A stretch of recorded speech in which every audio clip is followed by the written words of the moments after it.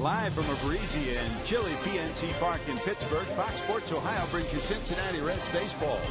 Tonight it's the Reds against the Pittsburgh Pirates in Game 2 of this 3-game series.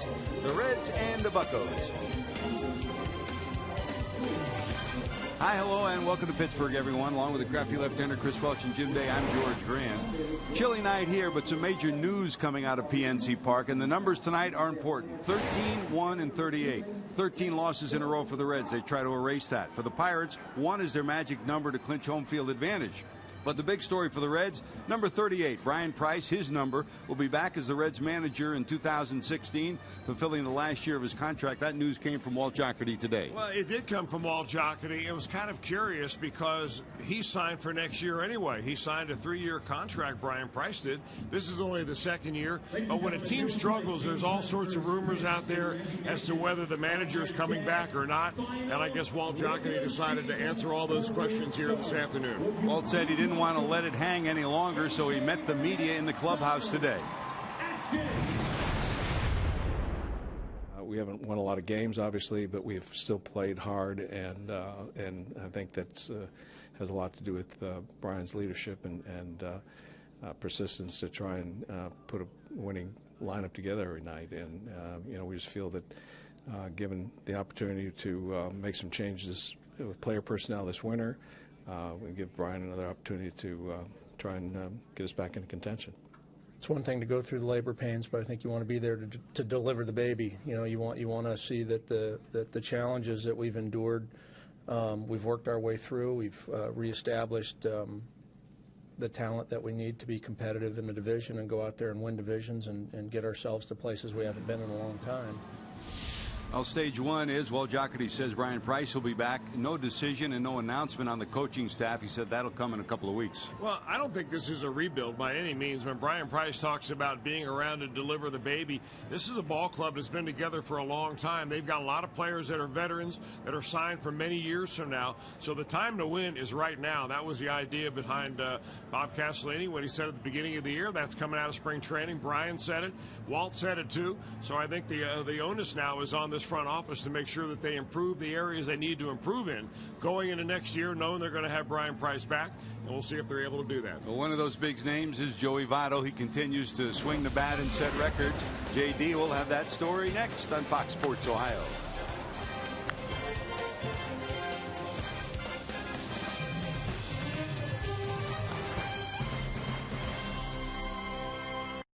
Cincinnati Reds baseball on Fox Sports Ohio is being brought to you by Cincinnati USA Regional Tourism Network. Stay close to CincinnatiUSA.com. Chevy, check out our award-winning lineup only at your Tri-State Chevy dealer. And by Skyline Chili. Hey, feeling good? It's Skyline time.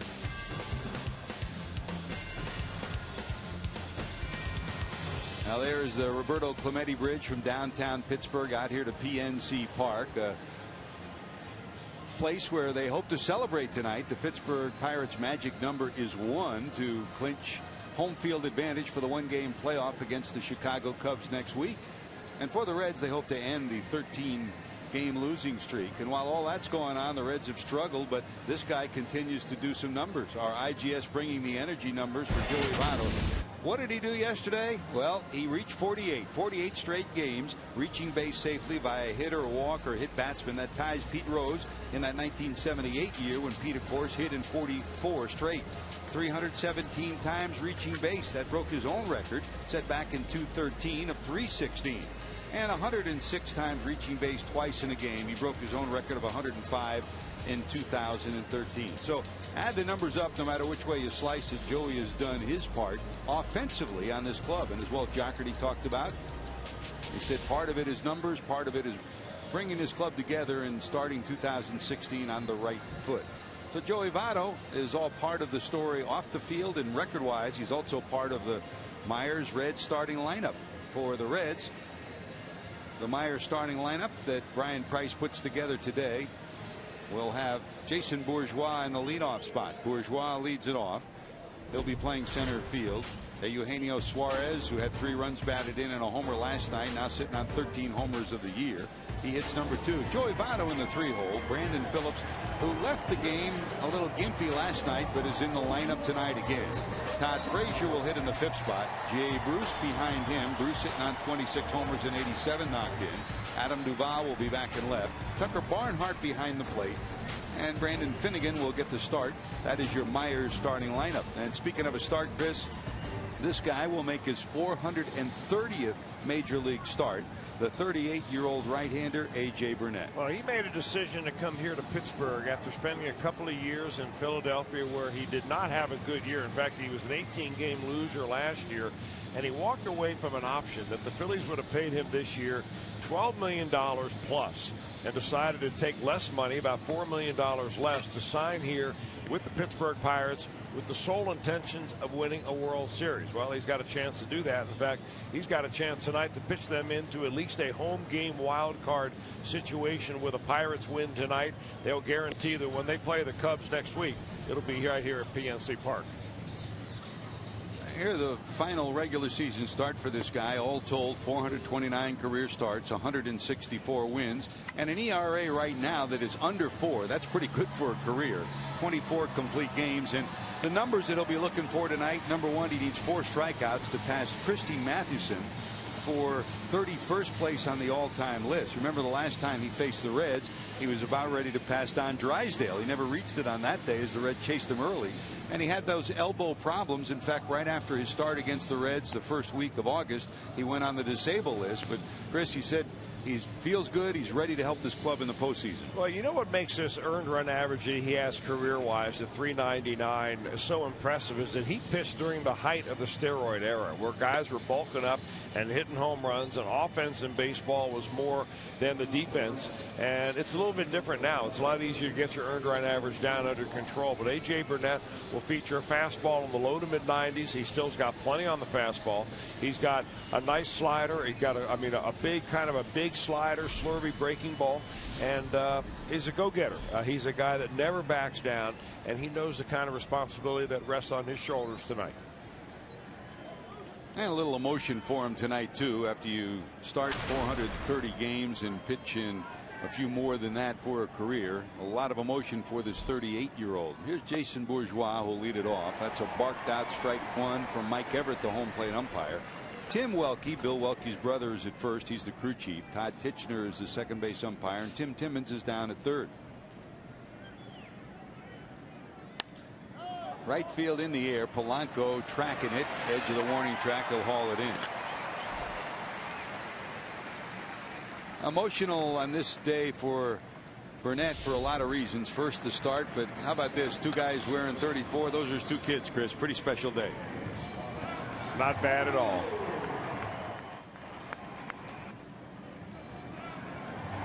They're like his dad. Remember earlier when AJ was pitching in Florida, he had the afro, and then he's had every hairstyle in the book, and I think his kids both have taken after their dad, huh? Here's Suarez, a homer and a run scoring single, 3 runs batted in last night. Eugenio and Walt Jocketty today talked about renewing Brian Price, who will be back for the final year of his contract next year. He talked about everybody getting better, and he talked about the ability to see some of the young players and the positive things some of them have done. And I guess, Chris, if you look at the young players that have had a chance offensively, this guy's probably at the top of the list. Well, I mean, there haven't been that many regular players, meaning everyday players, non-pitchers, that have had a chance to play a lot. And Suarez is one because of the injury to Zach Cozart, and he has really taken full advantage of it. He showed, I think, more hitting power than anybody thought that he would have. He hits for a nice average. He's one of the top hitters on the league average-wise, and they're going to figure out a way to make sure he gets in the lineup next year. He has been very impressive.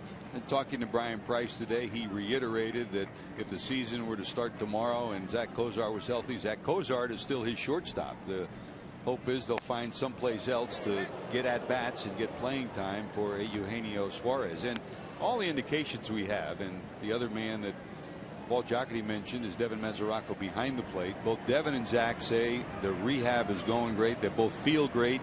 and they're both looking forward to spring training in 2016. 1 ball, 2 strikes. Line drive center field. The kid keeps hitting. So 1 out, 1 on for the Reds. I'll check your 4 defensive alignment for the Buccos. The guy in left did it again last night. He robbed the Reds of a run that might have ended the game after 9, with the Reds winning it with a diving catch at left. Marte back at left. McCutchen in center. Polanco's over in right. Great defense, and Marte, of course, had the game-winning homer last night. Ramirez, Jordy Mercer, Harrison, Morse across the infield, and Francisco Cervelli behind the plate. This is a defense that has struggled, and Burnett throws it away. Going to second will be Suarez. He'll turn, and he's going to head for third. Here comes the long throw, the slide, and he is in there. Well, just as we were about to mention, if there's one weak spot in this Bucco team of 2015, it is their defense. They are next to last in the National League in defense, and they've done this a lot, Chris. You really got to ask yourself, though, A.J. Burnett, I mean, he's the most experienced player on that field right now. Why would he even throw over there to first base? Suarez isn't going anywhere. He doesn't have any stolen bases, really, to speak of. The Reds don't have much of a running game going on at all without Billy Hamilton in the lineup, and yet he throws the ball down the right field line and gets him to third base. So the at-bat now for Joey Votto, which, with a man on first base is one thing, but with a man on third, completely different approach he can take. Here's Votto, 316, 29 homers, 79 knocked in. Digs in against Burnett. Suarez off third, and a modified shift against him. Ramirez about 20 feet off the bag at third. The shortstop Mercer almost behind the bag at second. It's kind of interesting, really, because the infield is playing back, and that's the first thing you look at. There are teams like the Cardinals, when under Tony La Russa, they would never play the infield back, even in the first inning like this. But the Pirates are going to give the Reds a run on a ground ball. That's a strike, 1 ball and 1 strike. Votto in his career is 10 for 31, 323, and a homer against A.J. Burnett.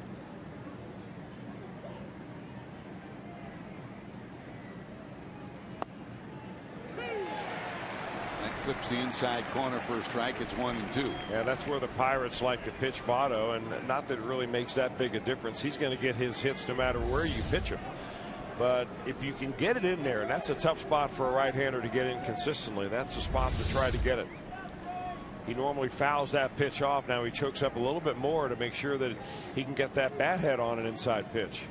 Setting up way inside is Cervelli.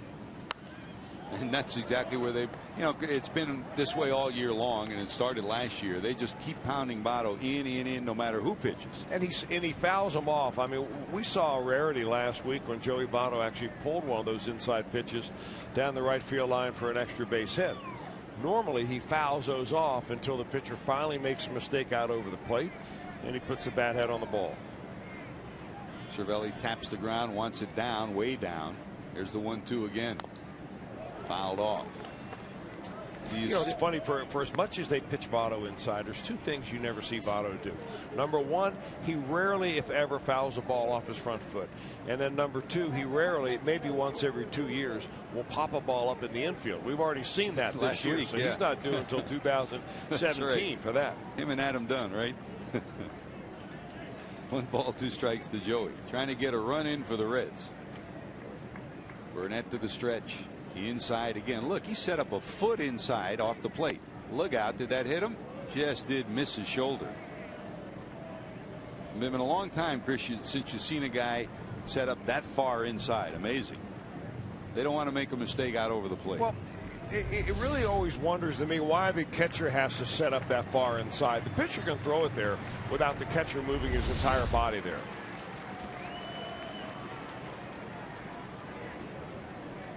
But maybe they want Joey Votto to know we're coming in there, and that's the way you signal it. Inside again, and at some point in the at-bat, do you go down and away? No. I'm surprised he has not gone down and in with a breaking ball to see if Votto will swing over the top of it. Count goes full, 3-2. Francisco Cervelli came over from the Yankees in the offseason, and he's been outstanding behind the plate and solid offensively. Fastball in, that's what they want. And they set up way inside again. Dribble to the right side. That'll get the run in. Votto will be retired, but all it took was a productive out. Votto battled and got that, and the Reds take a 1-0 lead. His 80th run batted in of the year. Yeah, that's where I still go back. I'm really stunned that as important as this game is to the Pittsburgh Pirates, why they would essentially give the Reds a run here in the first inning. Reds are saying, happy, we'll take it. Look at all the high fives going on in that dugout. But I mean, this is not certainly the way you would play a playoff game. And this game is not quite as important as a playoff game, obviously, but it's still up there on the list when you want to make sure that you play that wild card game in Pittsburgh. There's Brandon Phillips at 293. I mean, it would take a monumental 2 games for him to reach 300. Possible, but not probable. His second year in the league, he went into the final day of the season at 294 and had 4 hits, almost got to 300. Finished just shy of 300. He'd like nothing better than to do that. 1 ball and 1 strike. You know, you say not a playoff game, but Chris, when you look at the difference between playing here for the 3rd straight year among their fans in a sold out raucous crowd, or going to Wrigley where it would be exactly the opposite. Yeah. It is a playoff game and an opportunity for them. I mean, well, it's going to be raucous no matter where. Yeah. The question is, you know, what colors will the raucous fans be wearing? Blue or black? Yeah. I mean, there's really something. I mean, I think baseball got it right on the head when they designed the playoffs to have a 1-game play-in, because the game in which you play, we said this last night, where the loser goes home, boy, that's about as compelling a game as you can find. If you win, it's great. You march on. If you lose, it's the worst day of the year. 1 ball, 2 strikes. I remember so well in '99 when the Reds lost to the Mets in that 1-game playoff. The scene of Barry Larkin going from locker to locker, embracing players. Sean Casey was crying by his locker because the Reds lost that game to Al Leiter and the Mets, and they all thought they'd be back. Well, I think they felt that there was a general letdown for the fans, which sold out that stadium in about an hour and a half. And when you lose a game like that, you feel like you let your fan base down. Looping fly ball, that'll drop in front of Polanco. So Phillips 1 for 1, a base hit to right, and here comes Frazier. I tell you, Brandon Phillips has completely remade his approach at the plate this year, and so much for the better. And he's a guy that battles through a lot of injuries. You know, he gets nicked and bruises all the time, and the fact that he takes that pitch and takes it the other way as well as he does now, boy, just think how many extra hits he would have had throughout his career had he adopted that style 10 years ago. Here's Frazier, 5 for 20 and 2 homers against Burnett in his career. Todd's average now dipped down to 253, but 35 homers and 88 knocked in. There goes Brandon with a stolen base. So much for the gimpiness of what he's been through between fouling balls off his leg and pulling muscles. He gets a big lead and gets a bag.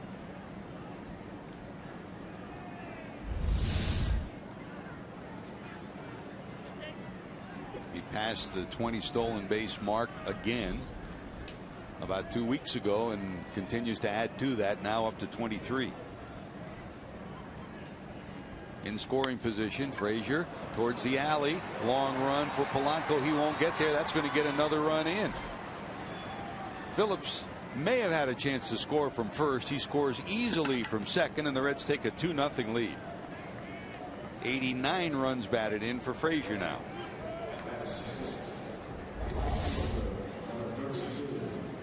Frazier gets a pitch up and he takes advantage of it right there. Doesn't pull off that ball at all. I mean, that's where his strength is. When he gets the ball out over the plate, he drives himself right into it. And the stolen base guarantees the run, and the Reds have been able to do some business here in the first against Burnett.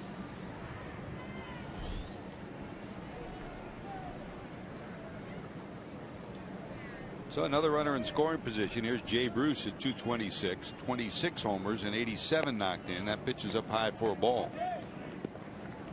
For Bruce, he is one who has struggled against Burnett. Only 3 for 33 at 091.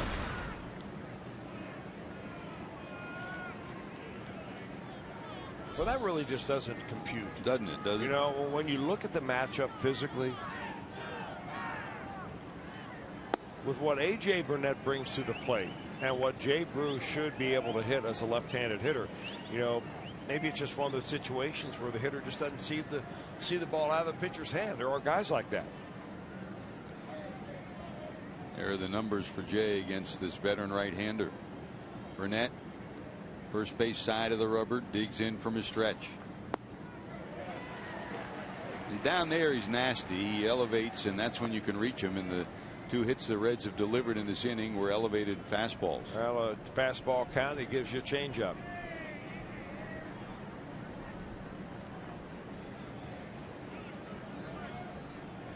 Two and one.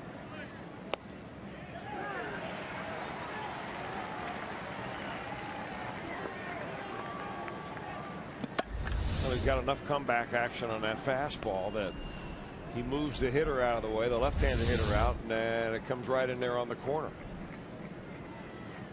2-2. Frazier, big lead off second. That's in the dirt. Did he go? Does the third base umpire Tim Timmons. Well, he got smart tonight. Tim Timmons did. He's wearing gloves down there. We're not. He is. We should have learned our lesson last night. Tim Welke at first does not have him.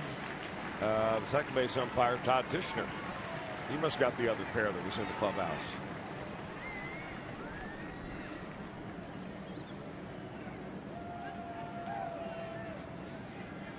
Full count 3-2. That's up high, ball 4. So 3 hits and a walk. The Reds have first and second with 2 runs in already. And here's Adam Duvall. And out goes Cervelli to talk to Burnett.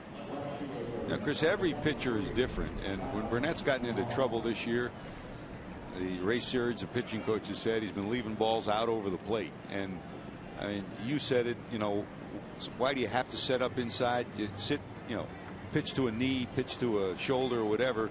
But sometimes it's the mental approach of getting way inside to make your pitcher think you got to come in. Don't take a chance of leaving it out. Well, you're right. I mean, a lot of times it's where you miss it's important, not where you hit your spot. But I think when they moved that far into Votto, they wanted to let him know that they were coming inside, and they didn't really care whether he knew it or not. I think that was more of a mental thing. Duvall has been good when he's able to get the bat on the ball. 4 homers, 8 knocked in. He wasn't with the club when Burnett pitched against the Reds back in August. So his first opportunity to face Burnett. Well, one of the areas where Burnett has been so good over the years, I mean, you don't carve yourself out a career as long as A.J. Burnett unless you know where you can throw the baseball. And he's always been able to throw it in the safety zone, which is down and away to right-handers, control that first base side of home plate with his fastball. And we've said it many times on these airwaves, George, that, you know, for young pitchers that are out there, if you don't practice any other pitch, practice throwing it low and away.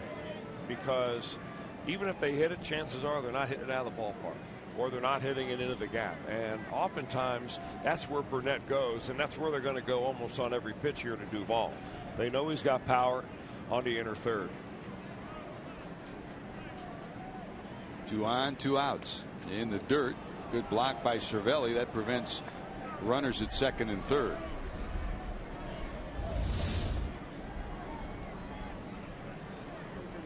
Blocked out with his right forearm. And he checks it out. It's already wrapped. He's got hit a couple of times. What catcher doesn't? I mean, Johnny Bench always talked about the 500,000 times you end up getting up, getting down as a catcher in your career. Toward short. They'll go to first and get the out. The Reds will strand 2, but they get 2 and lead it 2-0 as we go to the bottom of 1.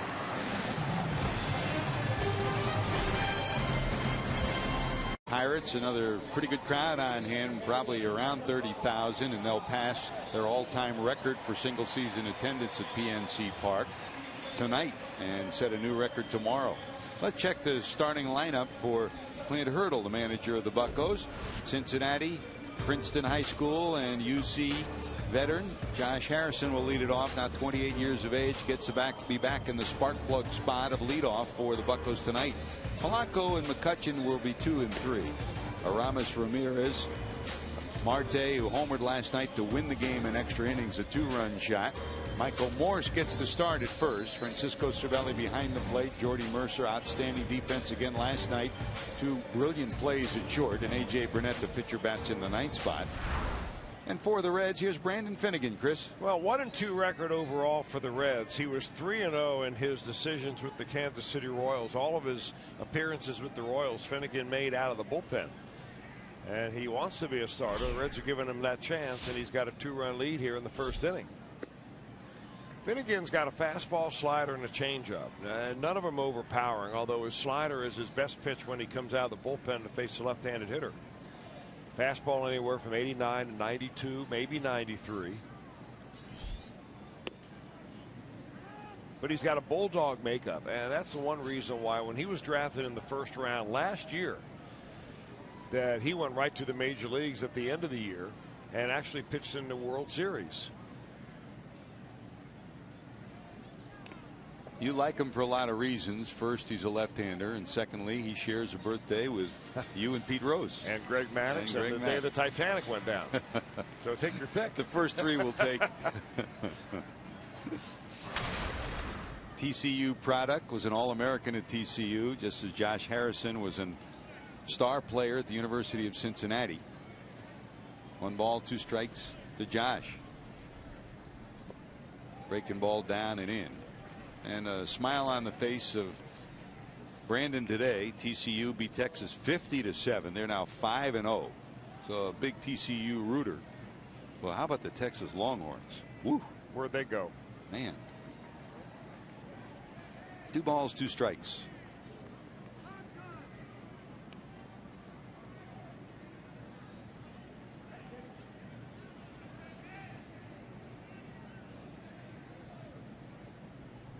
Another Texas native gets his sign into his windup.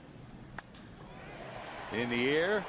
Will anybody get there? This is 1 hop off the top of the wall. Harrison round second. He's going to try for third, and he will get there. A triple for Josh Harrison to lead it off in the bottom of 1.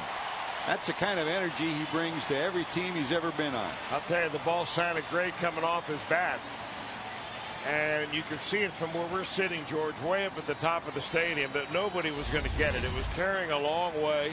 It was hit solidly, and Harrison takes the ball the other way with a leadoff triple. Now, he slipped a little bit as he was heading into second base, and I was curious whether he was going to continue on right about there after he hit second base, but he was already on his way to third base. Nobody holding him up. You know, with the addition of Aramis Ramirez, he's lost some playing time, lost some starts, although Clint Hurdle tries to double switch him into games and pinch hit him late in games. So, you know, every opportunity he gets, he said, my job is to provide energy right off the bat. Boy, did he do it tonight. So a runner on third, nobody out. Here's Polanco. The Reds keep the infield back. They will give up a run for a ground ball out. Polanco at 256, 9 homers, 51 knocked in. You're Brandon Finnegan, and you're thinking about leaving that runner at third base. A strikeout is a must right here. Harrison will score. The Reds will get the out, and it's a 2-1 game.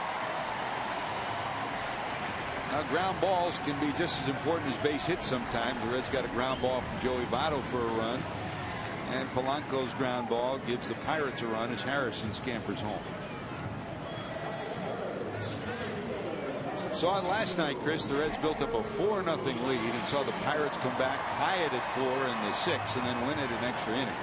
It's been a familiar refrain for the Reds all season long, scoring early, taking a lead, but not being able to hold a lead, sometimes due to the bullpen, but even more importantly, not being able to produce runs late.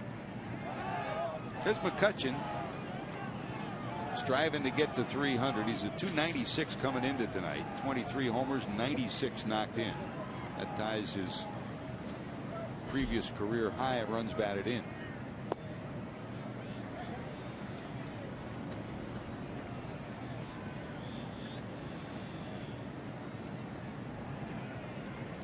Well, Well, the most losses in baseball, not just the National League, after having a lead. Oakland's first, the Reds second. And that's got to be a haunting number for the Minnesota Twins. Last they night have 40 blown losses. Games in which they were leading, then they blow the lead because they were just eliminated today from the playoffs. So, I mean, you can look back probably on every one of those games if you're a Twins fan and say if they could have just done a couple of those games differently. 2 balls, 1 strike. Swing and a miss, 2-2 to McCutchen. Last night they had a lead, lost it, and you could see the look on Paul Molitor's face when the game ended. And on Torrey Hunter, too, who came back and helped to change the culture of that clubhouse this year. They knew that was the one that got away. And there were 39 others this year. I tell you, though, there's a call, strike 3. Whoa, up high. McCutchen doesn't like the call, but that strikeout number 1 for Finnegan. I'll tell you, he's got a lot of life on that fastball. And when I say he can throw it up to 93 or 94 miles an hour, he's got a little action on it, too.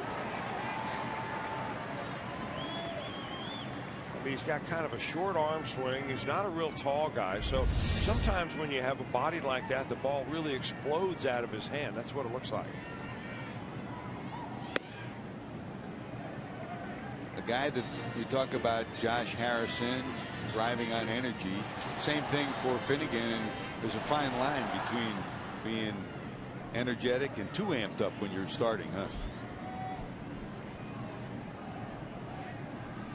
You're exactly right. Some guys are better out of the bullpen because they can't control that pregame emotion. I don't know if that applies to Finnegan or not. I know what he wants to do, which is be a starter, and the Reds are giving him a chance.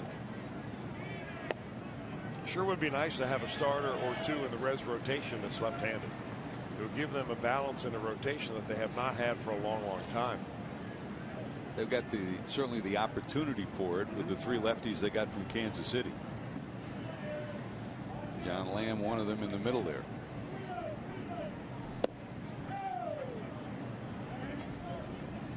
You know, we brought up, or you brought up Don Gullett last night. You said that Ray Searage kind of goes about his business as a pitching coach the same way Gully did as a pitching coach for the Reds. You know, Finnegan reminds you a little bit of Don Gullett as a pitcher. That's right. Gully, 19 years old, signed by the Reds, and Gene Bennett. I mean, if you just look at his delivery, he's a little bit across his body. Gullett was a lot more across his body.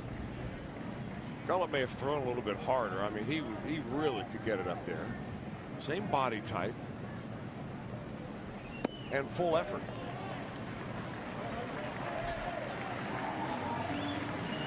Of course, one of the greatest lines ever about Don Gullett was uttered by a great Pittsburgh Pirate, Willie Stargell. The first day that he ever made his major league debut, I believe it was against the Pittsburgh Pirates. A story that was always retold by Gene Bennett.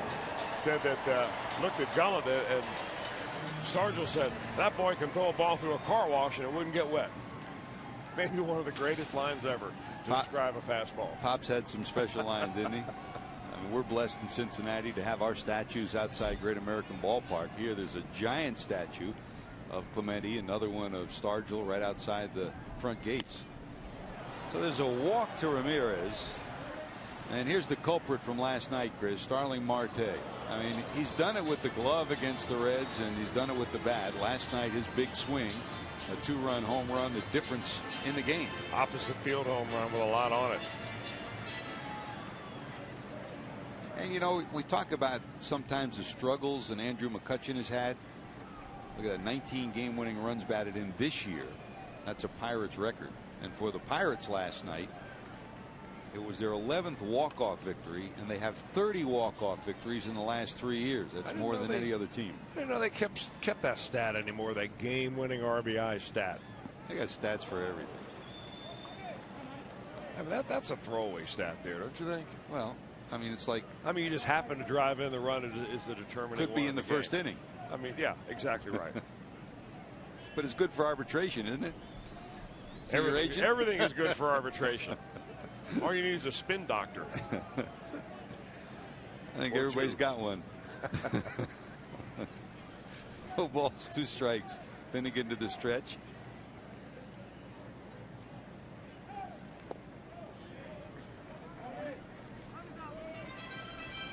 Now you talk about a young player coming up and having the benefit of veterans to mentor you.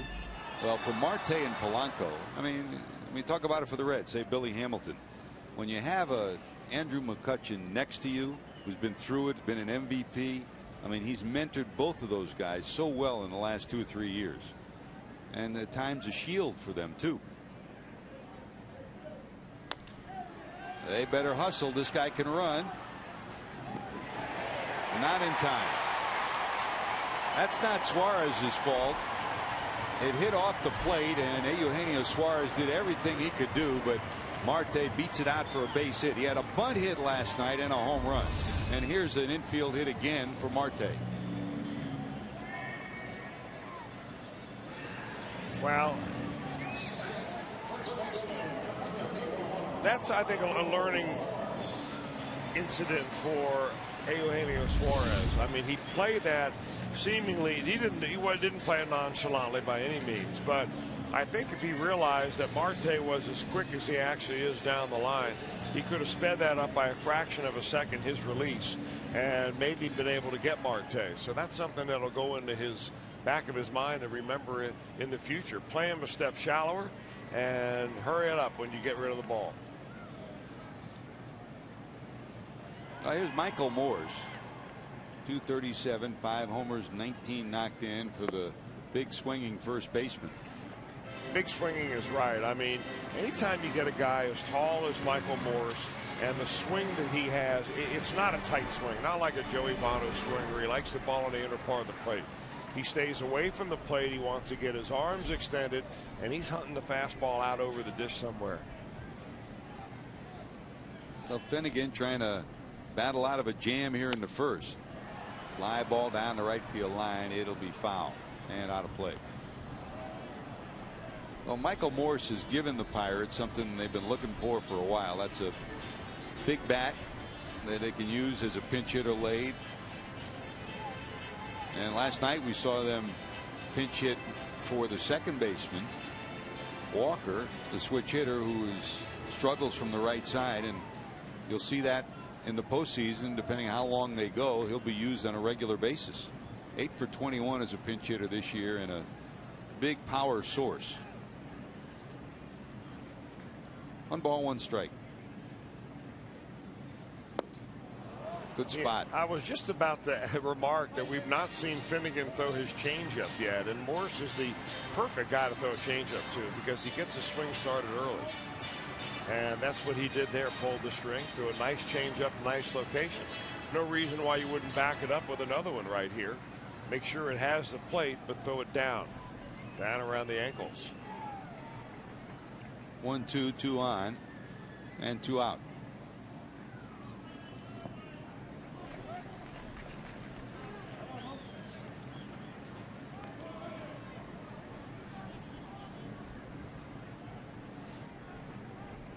Well, decision pitch right here.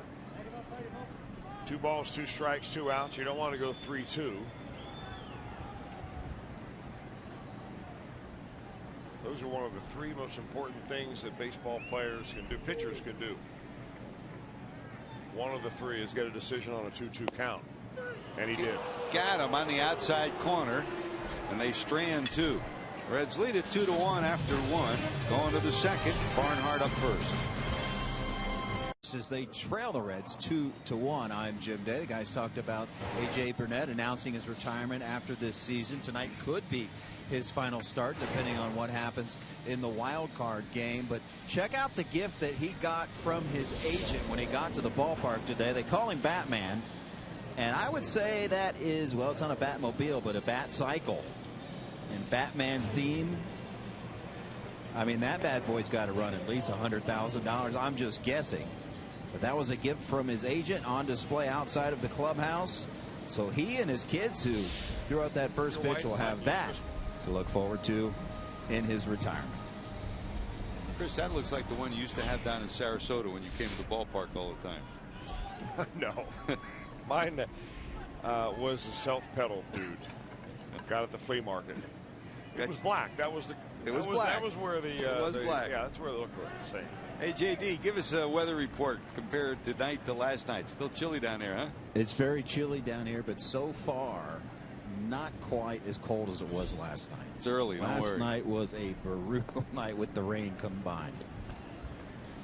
For those of you that weren't with us earlier, Jim had a chance to talk to Walt Jocketty, the Reds general manager, during Reds Live pregame. We'll be playing some snippets of that interview as the game progresses tonight. And if you joined us late, the Reds general manager indicating that Brian Price will be back for the final year of his contract next year. No extension announced, but he will be back for the final year. And no decision yet on the coaching staff. That will be made within the next couple of weeks. As usual, good job, JD, on the interview with Walt Jocketty. There's a bloop in the left, a base hit. Good bit of hitting by Barnhart. I mean, it looked like a left-handed hitting Brandon Phillips on that, just kind of hanging in there and taking what he is given. Well, that's a nasty pitch by Burnett, too. A little changeup that just is going straight down when Barnhart is able to get it into left field. So Barnhart on first, and here's Finnegan looking to sacrifice. Ramirez coming in. Strike one. And we've talked often, Chris, about the Reds' inability to get key bunts down this year. That certainly will be a point of emphasis coming into 2016. I don't know how they can work on it any more than they did in spring training, George. I mean, they had a bunting station set up. Every pitcher every day bunted. I mean, and they bunted and they bunted and they bunted. Now Finnegan's a different deal because he came over from the American League and he just sat fresh out of college, and I doubt that he got to pay to bunt or bat very much at all when he went to college. No balls, 2 strikes. Barnhart off first. Still showing bunt. And for the second straight night, the Reds trying to bunt on a 3rd strike pitch and strike out. Hey, keep up with the pennant races in true HD quality and MLB.TV Premium, the #1 live streaming sports service. College students enjoy a back-to-school offer with a 35% discount. Authentication required. Blackouts and other restrictions apply. Visit MLB.com today. Jesse, you still got that college ID that they made for you? You graduated yet? You did. Heck, at UC, you've been there for so long, they probably should give you an honorary degree. Jesse Jackson making the bus ride to Pittsburgh, joining us this weekend. Great to have our normal crew with us. Josh Hall is our producer. Brian Hunterman, our director here in Pittsburgh. Matt Sigafus dialing up some highlights for you. Lauren White giving us some of the graphics that we supply for you each and every night. And as we wind down the season, Chris, and we'll talk about it tomorrow, but we're blessed to have this crew with us day in and day out at the ballpark, from, you mentioned spring training in Arizona, all the way through till this final weekend of the season. 1 ball, 1 strike. There goes the runner, fouled off. Well, they're going to run just about every chance they get on A.J. Burnett, and teams have been doing that almost his entire career. He's given up 33 stolen bases now. That's the same number that he gave up last year. He has given up as many as 38. That was a couple of years ago when he pitched here in Pittsburgh. But I think that he really has the Greg Maddux approach to stolen bases, meaning I'm not going to worry about the runner so much that I lose the emphasis of what I need to throw to the pitcher or to the hitter.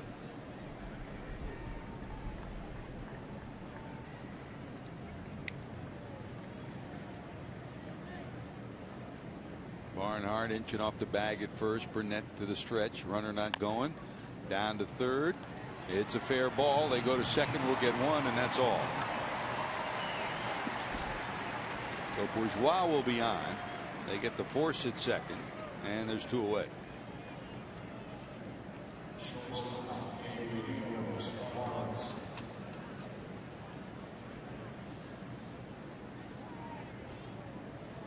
With Suarez at the plate, we'll see if Bourgeois will be off and running early in the count. Eugenio singled to center, and then when Burnett tried to pick him off and went past Morse into foul territory, and Suarez wound up at third, where he scored on a ground out by Votto.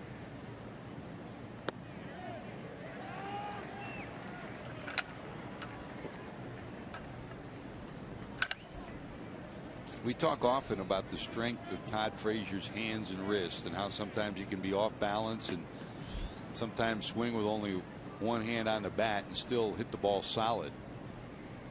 Suarez has that similar strength in his hands. Not quite Todd Frazier, but strong. Under it is McCutchen. He'll haul it in. The Reds get a runner. Nothing to show for it. They've stranded 3, still lead it 2-1. For the Reds, who are 6th in the National League defensively. Duvall in left, Bourgeois in center, Bruce in right. Frazier at third, Suarez and Phillips a double play combo, and Votto 9 errors down at first. And Tucker Barnhart behind the plate catching Finnegan. That's your 4 defensive alignment. Reds don't have Billy Hamilton after his shoulder surgery. They expect him to be back in 100%, but they've got good center field play from Jason Bourgeois taking over for him. And Tyler Holt, who they picked up this week, Chris, he's made 2 fine catches last night, and he's shown he can play center. Interesting piece. I'm not sure where he fits in long term, but he'll get a look in spring training, pretty much guaranteed. There's Francisco Cervelli, 296, 7 homers, 43 knocked in. And the Pirates overall are 4th in the league in average and in the top 3 or 4 spots in most of the power categories, with the exception of home runs. They've only hit 139 homers compared to the Reds 165. But they produce runs. And you look at this lineup. I mean, McCutchen at 296, Harrison 280, Marte 286, Cervelli 296. Guys that put the bat on the ball. Cervelli's had a productive season behind the plate and productive alongside the plate as well. 0-2. And you lose a Russell Martin, you gamble that Cervelli could be the guy, and they scouted the right guy. Traded an outstanding reliever for him, and they've gotten everything you could want from Francisco Cervelli. And Russell Martin's had a great year in Toronto. That's a call, strike 3. Well, Finnegan has had 3 borderline calls go his way. All 3 of his strikeouts have been looking. And all of them have been on the outer part of the plate, and he really paints the dish right here. Get that little detail brush out and get it right on the black. Good squeeze job by Barnhart, too. You know, a lot of the key to being a good framer as a catcher is to get your glove there on time. If you're holding your glove at a certain spot and the pitcher hits it to say 6 or 7 inches one way or another, if your glove gets there late, it looks like you're lunging to catch the ball. You have to anticipate where that ball is going as soon as it comes out of the pitcher's hand. Get your glove there and then kind of try to draw it back to the center of the plate ever so slightly. And part of that is getting your glove there on time. Suarez, quick flip. They'll get Mercer at first. There's 2 away. The Reds over the years have had some great catching instructors. I mean, we spent many years watching Russ Nixon work with the catchers down in spring training. Of course, we had Rick Sweet down at AAA, who started Tucker Barnhart on the road to success as a catcher. And now Mike Stefanski's about as good as it gets. And to watch them, you mentioned bunting practice in spring training, to watch them teach framing, to teach soft hands, to teach the ability to take the ball and bring it into the strike zone. That's an art, isn't it? Well, you don't get that in high school or college, and you don't get it really enough in the minor leagues. And I think Mike Stefanski breaks it down about as well as any catching coach I've ever run into. He learned. And you're smart to listen to him. Dave Ricketts, the former Cardinal catching coach, was the guy who taught Stefanski, and Ricketts was about as good as anybody I've ever been around. In fact, he's a young man that played here at Duquesne. Dave Ricketts and his brother, 2 outstanding players at Duquesne. There's Burnett, 125, a homer, 5 knocked in. 1-2-3 would be nice for Finnegan here in the second.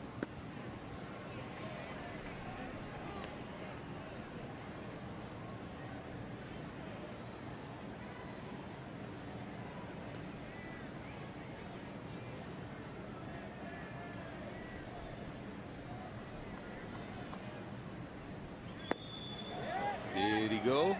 Yes, he did. 4 strikeouts for Finnegan. He has a 1-2-3 second. A discussion.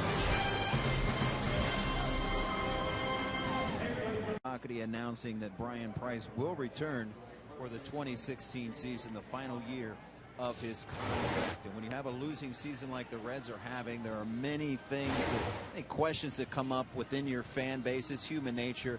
One of the questions out there is a tough one. It's whether or not this team plays hard for Brian Price. I put that very question to Todd Frazier. That's false. We play 100% every day just because, we're losing. Everybody likes to speculate or make something up. And, like I said, like rumors and stuff like that, you hear rumors every day. And, no, we play hard every time, whether I'm 0-4, 0-5, or 4-5. That's, it bothers you inside to even hear that because, we take our profession serious and, I'm playing hard every day and so is this team. And guys, you heard on the pregame show, Todd Frazier did back the decision. Doesn't want to see a change in a manager. There might be some changes on the coaching staff, but kudos to Frazier for not getting upset at the question. It's just one of those that happens within a fan base when you have a season like this. Thanks, JD. Votto flies out to left for the first out of the top of the 3rd inning. Joey bounced out to second to knock in a run. First time up, and you know his story, sitting on 48 straight games. Tying Pete Rose for the all-time Reds record, being on base consecutively by a hit or walk or a hits batsman.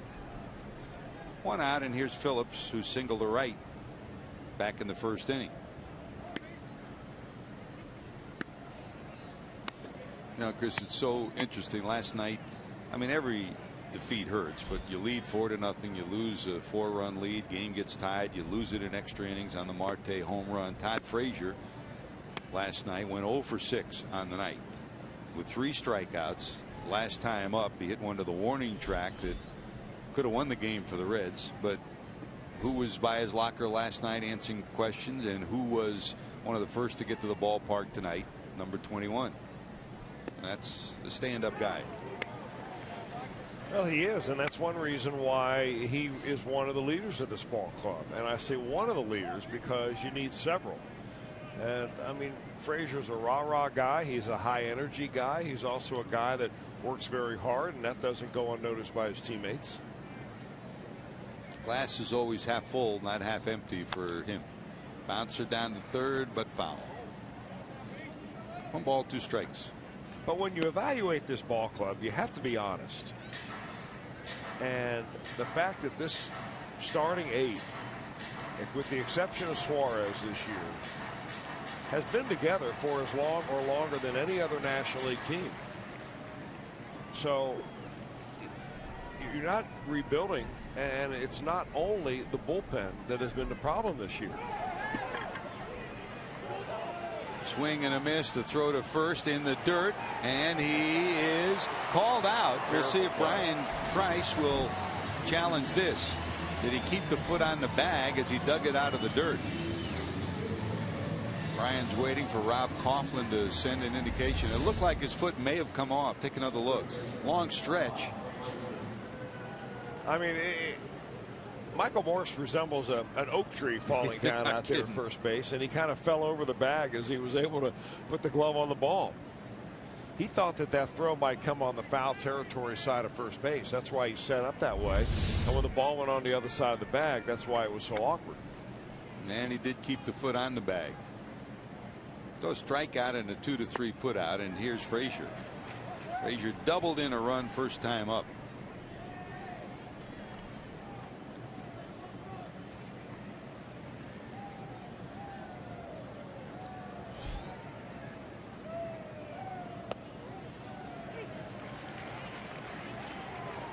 And you hope when the players on this team go home, those that will be back for 2016, they'll be honest when they look themselves in the mirror.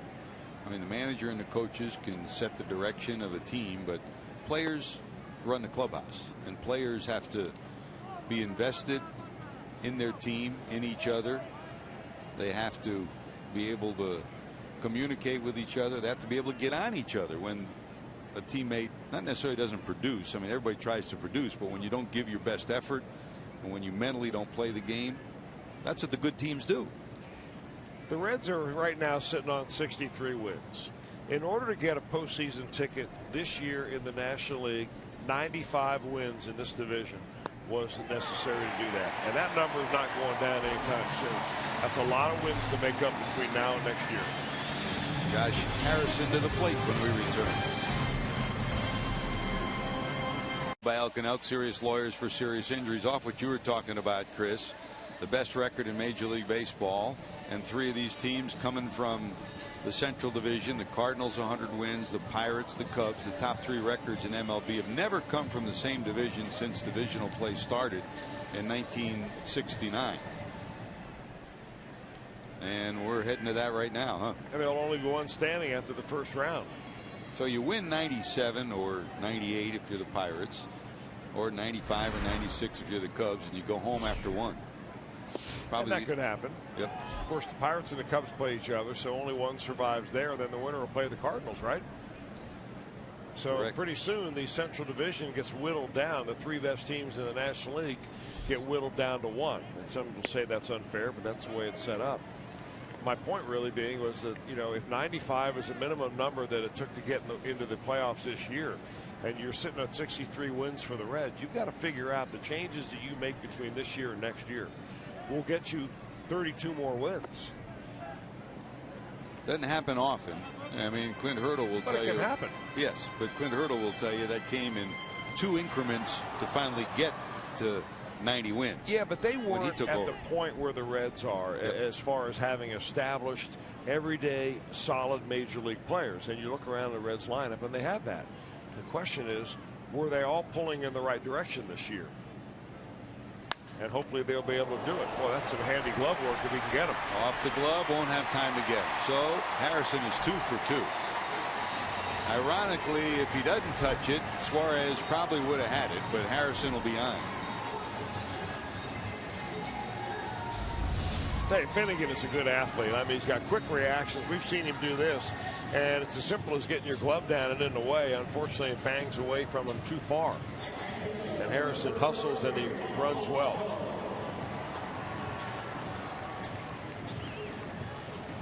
So leadoff hitter on for the second time in 3 innings. Harrison tripled and scored on a ground out in the first. Here he singles. And that'll bring up Gregory Polanco, who's ground out to second, plated the run back in the first inning.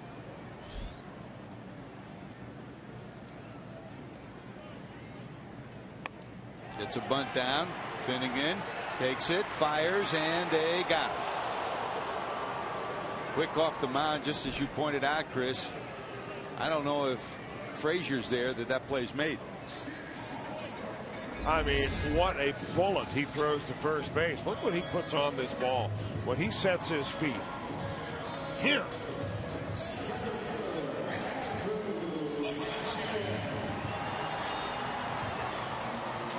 Runner goes to second, so a runner in scoring position for McCutchen.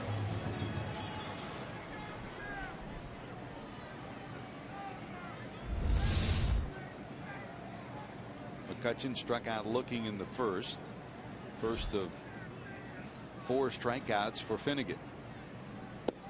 And he's got to keep a close eye on Harrison at second. Harrison, good base runner, not blazing speed, but a good base runner, and if they don't keep him tight and he doesn't look him back, he will take third.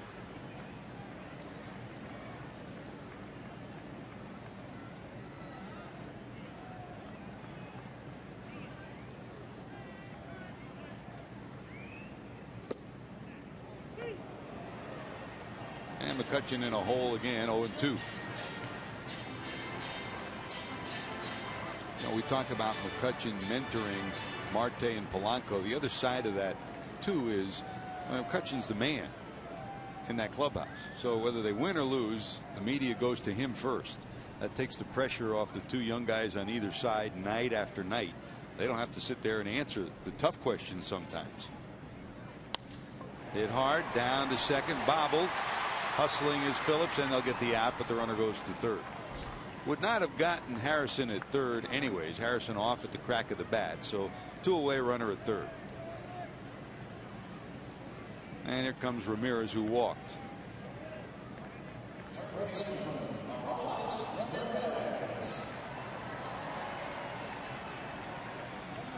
There, we talk about the makeup of a clubhouse and the makeup of your starters, Chris. The one thing we've seen among the young pitchers that the Reds have, I mean, there's some competitors in that group. I mean, you mentioned Finnegan. Finnegan's there. Michael Lorenzen was an everyday player, not just a pitcher in college. He's got that kind of an edge. Iglesias is the kind of a young man who listens, learns. I mean, go down the list. Some of these young pitchers look like they have a chance to get it. Question is which ones, and did you see enough of them this year to determine how you're going to go forward in spring training, or are you going to let the month of March have a big influence on your decision as to what this team looks like next year? I think the advantage that the Reds have had this year and I know it's been miserable. I think they're 19-40 since starting to run all these rookies out in the rotation night after night. But the value that they get by being big league pitchers is something that you don't get on a normal year, and the ability for the Reds to see them in a major league environment, unlike spring training, which in my opinion you can be really fooled in the month of March down there in Arizona. And so the Reds have had a chance to really do some evaluation up here, and not very many teams very often get a chance to do that.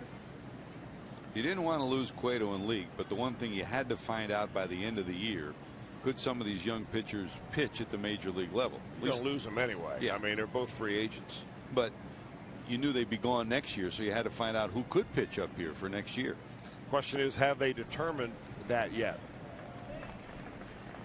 And the other part of it is you hope, I mean, Homer Bailey hopefully will be back. You know, the indications are good. A veteran will provide some leadership, and you expect them to add a veteran pitcher. Someone like a Bronson Arroyo who could mentor some of the young pitchers too and win some games as well. Not your number one starter. They're not going to go out and get a big time free agent, but certainly someone that could help fill out a rotation. 3-1.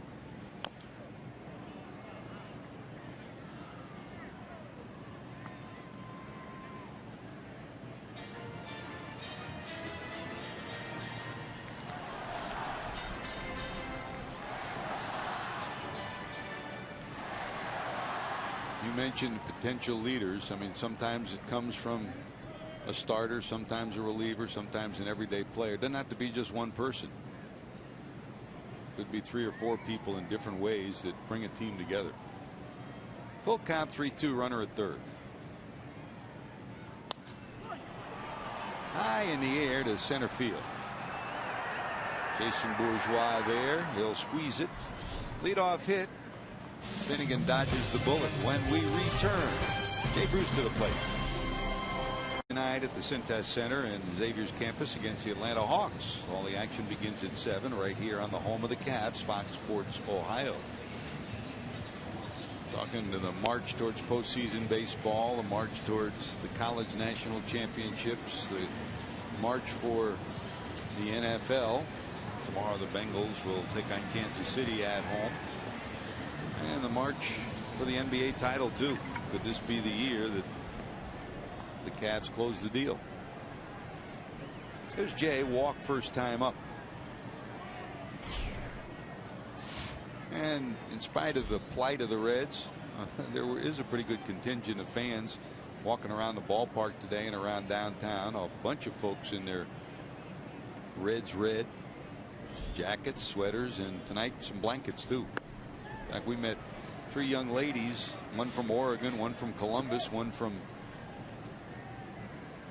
Cincinnati. All of them make a trek the month of September to get together and renew their friendship, and they did it here in Pittsburgh. They sat through every inning of last night's game. That's big. That's a fan. You need the hat tonight too. That looks like Jesse. Jesse's got one like that.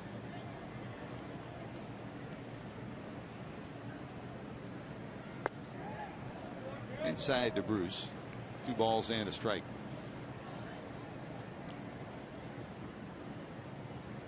Jay said it at the beginning of the year. My goal, one of them, is to try to do away with some of the inconsistencies, the roller coaster ride. And he's experienced that again this year. When he's been hot, he's been red hot, and he's gone through 2-3 week stretches where he struggled to find his stroke. 2 balls, 2 strikes.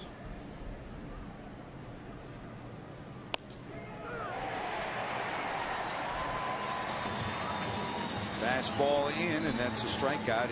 3 straight strikeouts now for Burnett. You know, when the Mets originally drafted A.J. Burnett in 1995, he was an 8th round pick that year.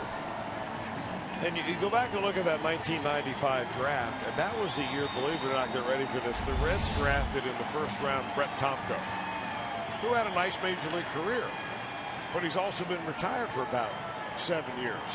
At least at the major league level. At the major league level, he's been around. I mean, they drafted Jason LaRue that year, Ray King, and I mean, to survive, you're a real survivor if you've been around as long as A.J. Burnett, and you're talking about being drafted the same year that these players who were drafted then, who've been retired for 8 to 10 years. And the irony of it is, for Brett Tomko, I mean, when he first came up, he was just like A.J. He was a hard-headed young man who at times did not take direction. And I mean, twice he has pitched with teams that made it into the AAA World Series, and he was on those teams because he's a mentor. He was a mentor to these young players. So sometimes it clicks. It takes a while for that to happen. There's Barnhart, singled his first time up. Burnett started with the Mets, traded to Florida, 7 years with the Marlins, and then on to Toronto, the Yankees for 3, where he of course did go to the World Series. Then as a free agent signed with the Pirates for 2 years, left and went to Philadelphia for 1 year, and came back for this his final year in Pittsburgh. 430 major league starts. One-time All-Star. And that was as a Pittsburgh Pirate. How about that? 4 of the last 5 strikeouts. 2-1 Reds. Plays of the season, and we have reached number 7, and that would be that guy right there, Brandon Phillips. In fact, he makes so many plays that we have to give you a montage. It can't be just one play. How about the backhanded flip right here? We've grown accustomed to that. But this one, backhanded flip up and over Votto to the covering Pedro Villarreal. And how many times have we seen behind the back going to the second baseman for a double play? Cozart on the other end of that double play. And then perhaps one of the plays of the season in Major League Baseball. Phillips, boom, one-handed grab by Suarez to get the force out. And guys, that is number 7, and perhaps a little underrated, because how many times have we mentioned that we just grow accustomed to seeing this on a day in, day out, night in, night out basis. So that's Moments number 7, and perhaps a little undervalued by even us. You know, I mean, you could make a top 10 list of his best plays of any year, and they were good enough for the top 10 for the team. Does that one, the behind the back flip, does that clip the top of the list for you, JD, after watching all these for all these years? Yes, it's actually. Me too. It would have to be in the top 3. He always alludes to a play that he made his very first year as a Red, and it was right here in this stadium, in which he went out to get a ball and then turned around and threw a runner out at home plate all in one motion. It was a spectacular play. And he always alludes to that as one that he made right away with the Reds. And I remember that was Javi Valentin, who had the leap to make the catch and the tag. It was a great play at both ends, and that won the game. That was a game ender. End of the game. He's something else, isn't he? So, Jim Day, who is doing the judging on these plays as to rank them? Well, it was by committee, Chris. Okay. Jim, JD, and James Day. The 3 of them. Yeah, I can't wait to see the rest of them. I mean, if that's number 7, we are ready to be thrilled here between the rest of this game tonight. And of course, I imagine we'll see the top plays tomorrow as the Reds play the last game of the season. kind of exciting. Well, I mentioned undervalued. Hope we didn't outdo ourselves. 2 ground balls to short. Marte and Morse are retired. Hey, how about this? Let's go back 2007. That's Nate McLeod, and here's the throw. Here's the tag. Watch the play. Both ends of it spectacular. Good job, Ziggy. Matt Sigafus dialing that one back up from 2007. How about that? What a night that was, Chris. Game winner, and everybody celebrated. Wow. I forgot all about that play. That was a smiling scoreboard night, wasn't it? He's always smiling. There's Cervelli. Struck out first time up looking.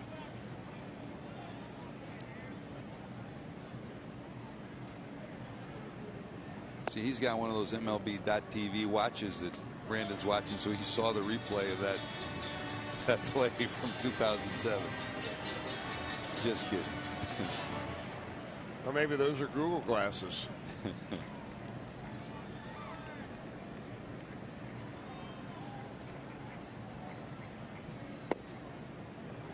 Well, you know, the way this game started, it seemed like it was going to be a high-scoring game. The Reds get 2 on the board of Burnett in the first. They sent a lot of batters to the plate, 6 of them to the plate in the bottom of the first inning, and ended up scoring a run. The Pirates do, but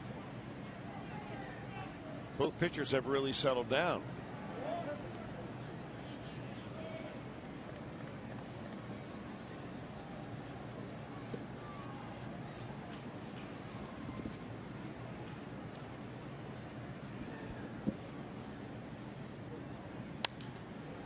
Just like your last golf shot of a day, Chris, your last appearance of the year, if you're a pitcher, lingers with you for a long time. Talking to Kiva Sampson today, he said, you know, I felt proud of the way I pitched for 5 innings. I let it get away in the 6th, but I'm going to try to remember those first 5 all winter long, and that's a good thing to remember. You try to leave a good thought in your mind. You're right.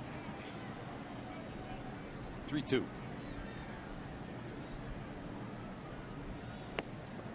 Swing and a miss. 1, 2, 3 for Finnegan. That's now 5 strikeouts for Finnegan. Reds baseball on Fox Sports Ohio, being brought to you by your local Ford dealer. Ford, go further. By Meyer. Find more for a healthier you at Meyer. And by Cincinnati Children's, ranking 3rd in the country on United States News and World Report's Best Children's Hospital. They may rank 3rd on U.S. News and World Report's list, but they're #1 on the list of Queen City fans. Congratulations to Cincinnati Children's and all they do for families around the tri-state area. And speaking of families, let's send out a hi, hello, and a happy birthday wish to Albert Siegel of Springdale, Ohio, who's celebrating birthday number 99. 99. Albert, happy birthday. Thanks for following the Reds. The Reds and Fox Sports Ohio would like to wish you a great one. If you're home watching on TV tonight, Albert, you're a lot warmer than the fans here at PNC. Temperature dipping down into the 40s last night and again tonight. There's Finnegan to lead it off, hitting in the 9th spot here in the 5th inning. Trying to bunt his way on with Barnhart on first and sacrifice. He struck out, bunting with 2 strikes first time up. He leads it off here.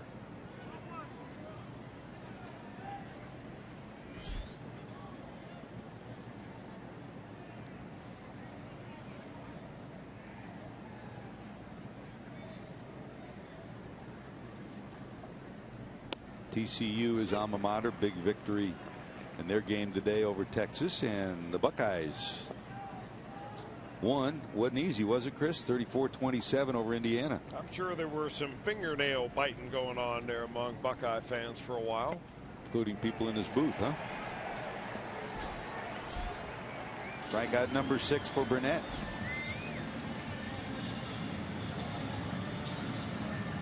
They saved the date for this year's Fox Sports Ohio Reds Fest, December 4th and 5th at the Duke Energy Convention Center, presented by PNC Bank. Don't miss 2 days of fan interaction with current and former Reds players, including autographs, photographs, and a whole lot more. Reds Fest Fun for everybody. More information, visit Reds.com/RedsFest.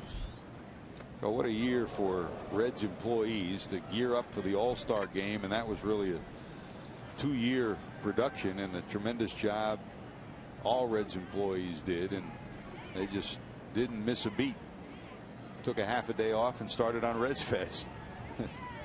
Zach Bankowski and his crew. Reds Fest gets better and better every year. Hope you join us in December at the Convention Center. There's Jason. Flied out, bounced out 0 for 2.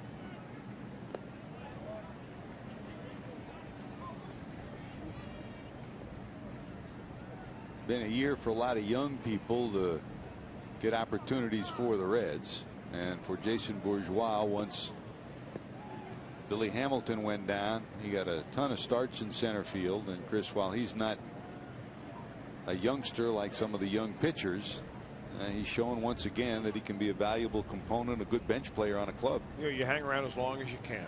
I mean, that's the idea. And he was willing to play some in the minor leagues this year. Bourgeois was, in order to get a call up. And you wait around, and maybe it takes an injury. Maybe it takes you to get hot for a little while in the minor leagues to get you up here. But he's played pretty well since he's been here.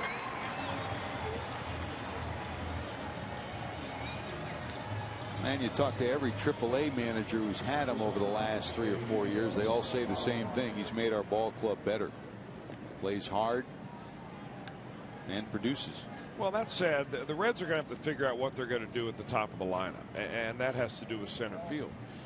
Billy Hamilton was placed in somewhat of a unique spot down in the number 9 spot this year, when Brian Price finally, when he was in the lineup, decided to bat the pitcher 8th and take some pressure off of Billy Hamilton, put him in the 9 spot, so that you would have some speed before 3, 4, and 5 guys.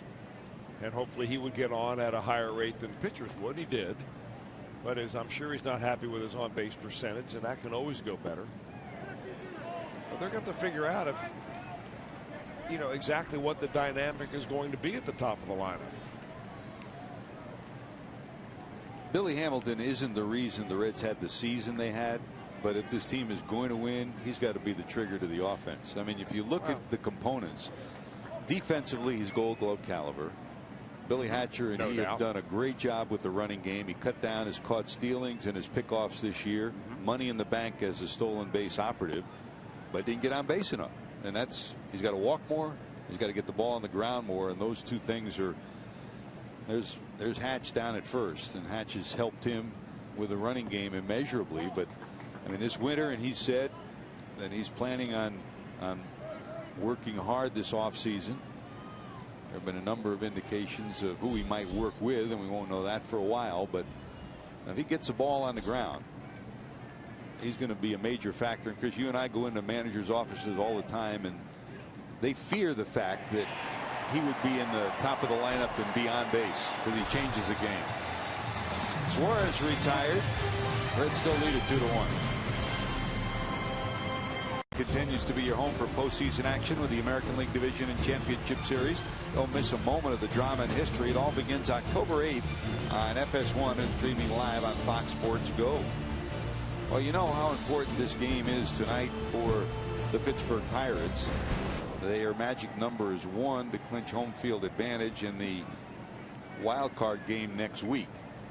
They need a victory or a Chicago Cub loss today to do that tonight. And that's one of a number of scenarios that are unfolding this weekend. I know with all the college football and everything else going on, and we'll give you an update this inning on those spots that have been clinched.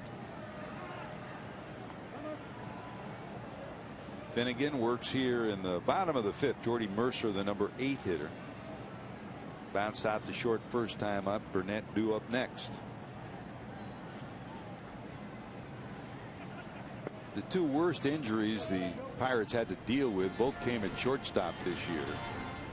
Jordy Mercer went out, and while he was out, the good news was his replacement, the Korean signed last year, Jung Ho Gong, was great at short and offensively really came into his own. Frazier, fair ball, long throw in the dirt, scoop by Votto. Nice play both ends. Good job by Joey. Nice job, Joe. Really nice pick at the other end by Votto, because this was not an easy one. It bounced far out in front of him, and he kind of had to make a little swipe scoop.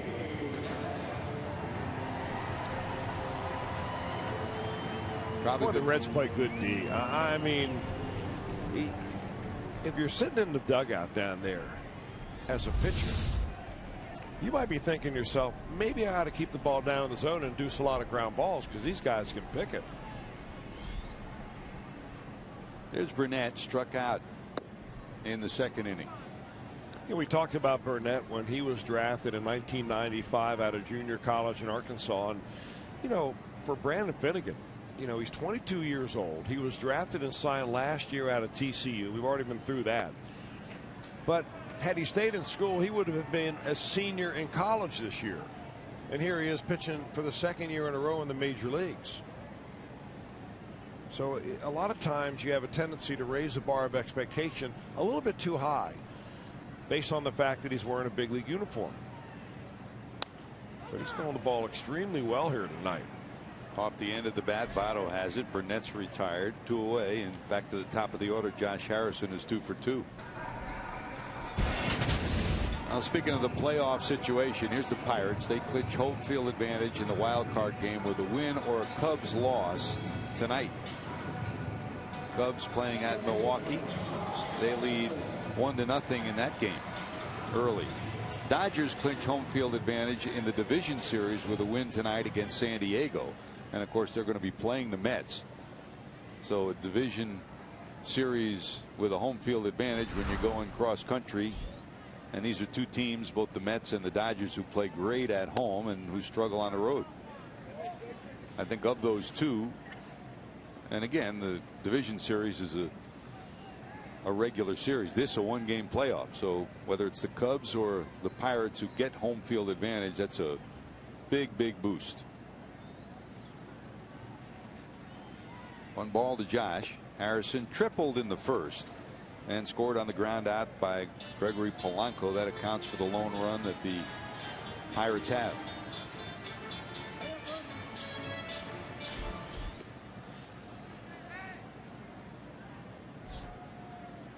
And the biggest, we started to talk about, the biggest loss that the Pirates have in this lineup that is pretty good offensively. When you lose, you got Mercer to play short, who's brilliant defensively, but you lose Gong. You lose a bat, and you lose somebody that can play second, third, short and play it well. So for Clint Hurdle, that changes the dynamics of who he keeps on the roster. He wants to keep 3 catchers. He's got a bullpen that's in place. But you lose 1 big bat when you lose him. So on base 3 times is Josh Hamilton, a 2-out walk.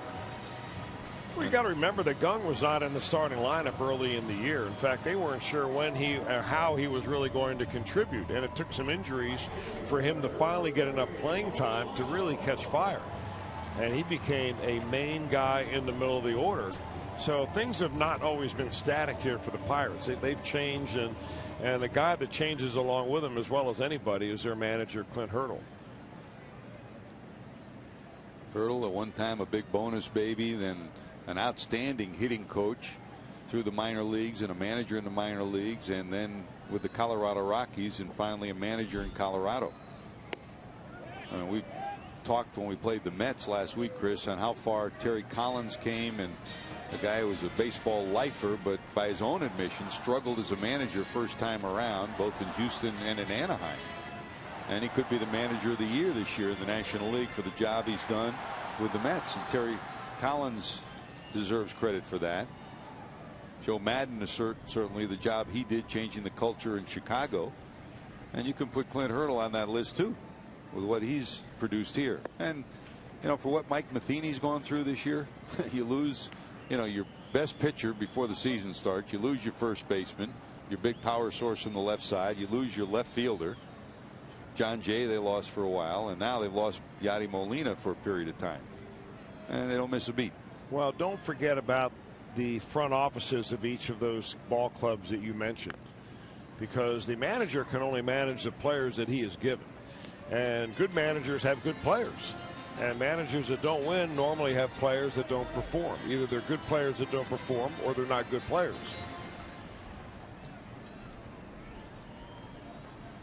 But they've had a lot of injuries here, and he's been able to adapt right through them.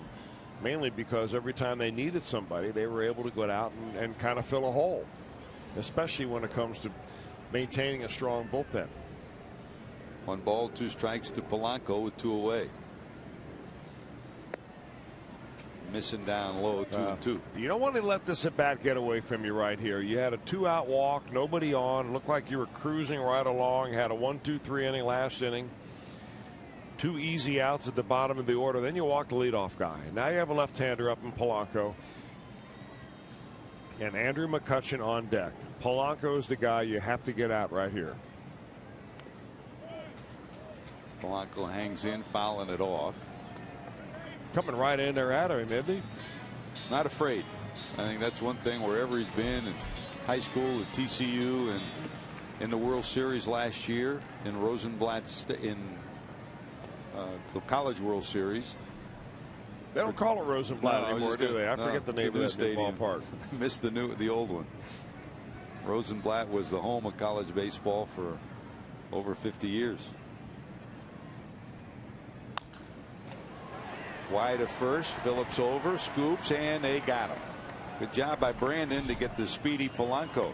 So a 2-out walk, no harm. Reds still lead 2-1. Here comes Joey. Bases at Great American Ballpark capture the tradition of the Cincinnati Reds along with the most spectacular views in the area. For more information, visit reds.com/events. Now, Chris, your old manager, a number of your old managers, but would always give you a line when they started to talk baseball. There's a game and there's a game within the game, and sometimes the game within the game is more meaningful and more emotional. Here's Joey Votto coming to the plate now, and when he came to the plate first time up after A.J. Burnett's 2 sons threw out the first pitch, Joey looked out at Burnett, got eye contact, tipped his cap. His final start, and a very subtle reminder of the respect that veterans have for veterans. You know, Joey has an eye for the detail. And there are probably a lot of players in that Reds dugout that don't realize that this is Burnett's last game. You're right. And a lot of guys that may not realize that he's been around for 17 years. They just know that he's a veteran pitcher. And he's a tough guy to hit. But this is the kind of thing that Votto notices that oftentimes other players don't. Joey sitting on 48 consecutive games on base, tying Pete Rose for the Reds record. He bounced out first time up but knocked in a run on a 3-2 pitch. Flied to left, hit it well, but Marte tracked it down, and here he is for the 3rd time in the 6th inning leading off.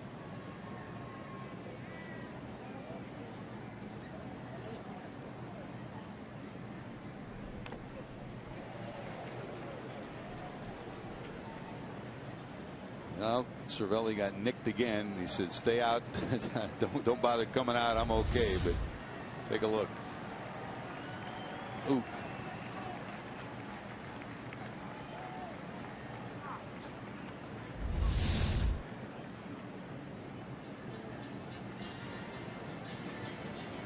Make no mistake about it. They called it the tools of ignorance. It's the tools of toughness, really. Anybody that makes their living behind the plate. That's why he's got the respect of his teammates, too.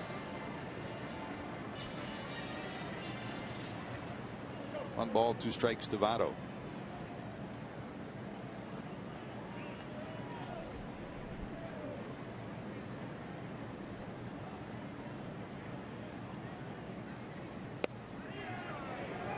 Just missing inside. They haven't let up. They keep pounding him in, pounding him in.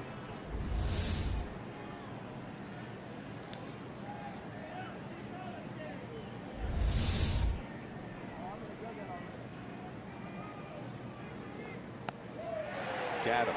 Joey 0 for 3.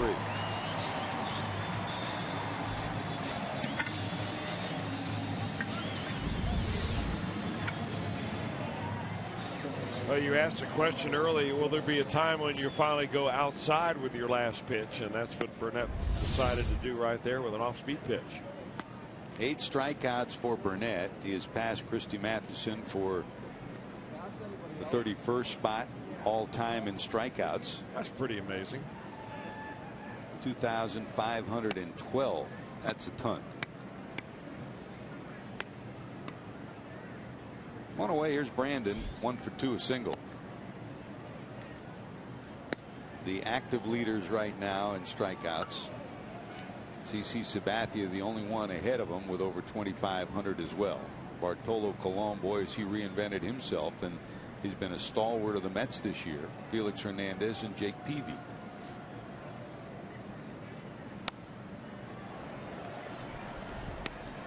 And it appears that Bartolo will head to the bullpen when the Mets head to the postseason. He will not start in the first series in all probability. I mean, it looks, and they haven't announced it yet, but it appears that they would probably start Jacob deGrom. The Mets would. Game 2 would probably be Syndergaard, and Game 3 Harvey. It's a tough rotation to break into. Man. But Bartolo would be a great guy. You know, if you get trouble early, I mean, you don't know. Syndergaard was so impressive when we saw him, but he's a rookie, and you don't know what's going to happen when you get to the postseason. Yeah, starters are five inning pitchers in the postseason anyway, unless you're really dealing. I mean, managers get so nervous. Once you get to the 5th inning, they're managing with one step on the top of the dugout. Yeah, you see things in October baseball that you don't see during the regular season, and we mentioned it with Clint yesterday a couple of times. Not bunting, not trying to get a run here or there, hoping that somebody would deliver. In the postseason, a little bit different. You're scraping and scrapping for a run here and a run there.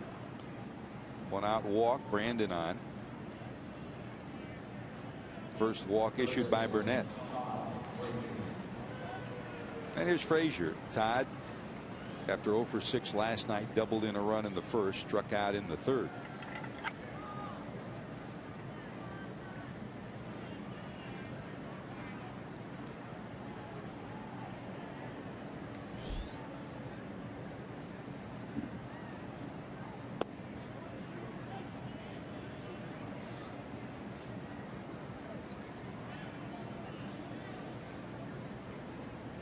Long look at Jim Riggleman, the third base coach. Steps back in. Phillips inches off the bag at first.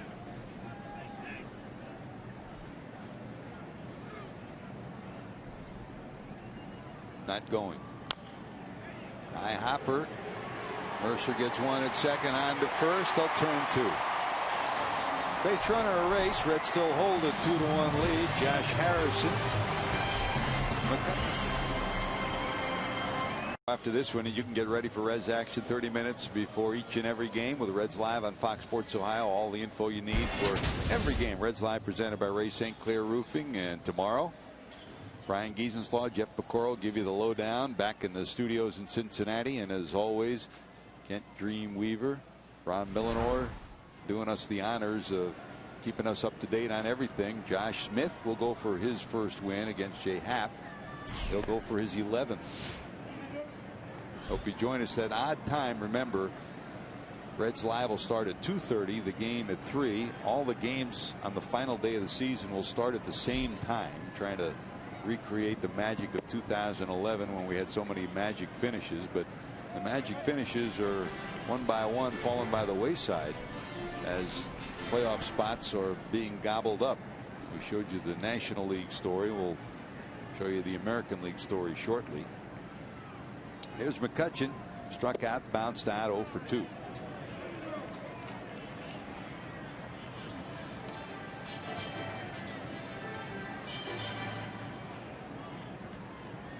Ramirez and Marte due to follow.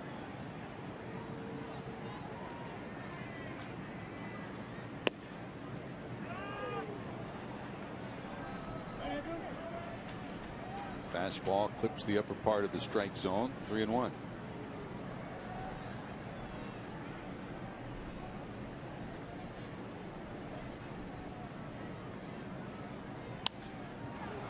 high in the air into short left field. Who's going to take charge? Suarez going back, backing up, and he will. One away. So McCutchen 0 for 3. Back to the game within the game, Chris. Frank Howard, one of your managers. He was legendary.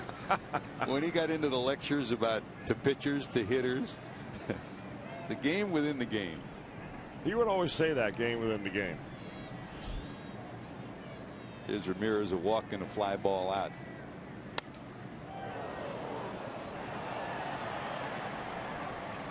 Hondo talking about Ohio State. There was a football player who was immense on the baseball field. He and Eddie Brinkman were roommates for so many years, and you listen to them. You know, we heard about the Yogi Berra stories when Yogi passed last week, but you listen to Brinker tell stories about Frank Howard, and legendary as well. Amazing. Who do you remember most about Hondo? The gentle giant was as nice a guy as you'd ever meet. He would treat you like a son, but there'd be a couple of times a year that he would hit the overload button, and he would have a meeting. And when Eddie Brinkman heard, you know, they nickname for Brinkman was Wimpy, and Frank would tell Wimpy, tell him there's going to be a meeting after the game. Get in the clubhouse right away. And Wimpy would get real scared at that point. He didn't want Frank to break anybody. And he would have. I'll tell you, Finnegan is just dealing right along here. We like this last strikeout so much that we're going to call that our flamethrower. Brought to you by Cholula Hot Sauce, of course. Strikeout number 6 on the evening for the Reds left-hander. Long, slow walk back for Ramirez to the dugout, and here comes Marte. Marte reached on an infield hit and bounced to short. I remember when they were roommates in Washington, and when he was in Washington, they called him the Capital Punisher. Or when he was in Detroit, he was the Bengal Bomber. Here's Marte. And back then you had roommates, and they decided at the beginning of the year that they would split the meal bills at the end of every trip when they'd hit hotels, until Brinkman realized, I'm losing in this deal, because Brinkman would order a hamburger and Hondo would order 3 hamburgers and 4 sandwiches, and then they'd split the bill at the end of the 3 or 4 days. Brinker always lost. Good job by Finnegan. You mentioned it, Chris. Good athlete. He nails that one, and it's a 1-2-3. Finnegan's gotten it rolling. He's due up 4th, and we return. Jay Bruce will lead it off. By authority of the Cincinnati Reds, it may not be reproduced or retransmitted in any form, and the accounts and descriptions of this game may not be disseminated without the express written consent of the Cincinnati Reds. And don't forget, you can register now for this year's Prestige Auto, Visual, and Creative Services Reds Community Fund Celebrity Poker Tournament, presented by Ashley Fence, December 5th. You can play against Reds players, coaches, broadcasters, and local celebs for the chance to win $11,000. Reserve your spot today at reds.com/poker for the Prestige Audio, Visual, and Creative Services Reds Community Fund Celebrity Poker matchup. Got one up last time. I guess it's talk back, isn't it? I guess not. Here's A.J. Burnett going to work for Jay Bruce. A walk and a strikeout for Jay. Hit hard, but right into the shift. And they get the out. You know, Jay Bruce gets the feeling a lot of what Kivas Sampson had, that desperate feeling last night of being thrown out by a right fielder, except in the case for Jay Bruce, a lot of times it's a second baseman or maybe the shortstop or even third baseman covering over there in the Bruce shift. They are playing him deeper and deeper all the time, and I don't know, do you call that an infield hit if he beats it out? You know, we live in the era of shifting, and not that it had never been done before. I mean, Lou Boudreau started against Ted Williams back in the 40s, so it's not something that just happened on the face of the earth. And back then, people beat the shift by two ways. Either you just kept trying to swing your way through it, and in Williams' case, maybe the greatest hitter ever. Here's a deep fly ball, right center field, going up, looking back, going to be gone. Well, the power of Adam Duvall really has come to the fore here since coming over from San Francisco. That's his 5th home run. 9 runs batted in. He's got a smooth swing, Chris. I'll tell you, he really packs a punch, and you wonder where it all comes from because you stand next to Adam Duvall, and he's not the biggest guy on the ball club by any means, but he's got bat speed. And this is the 2nd time we've seen him hit a home run to right field. This time to right center field, and it goes a long, long way.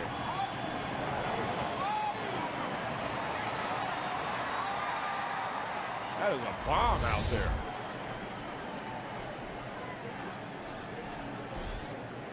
Big bomb, and the home run thrown back on the field by a fan out in center field.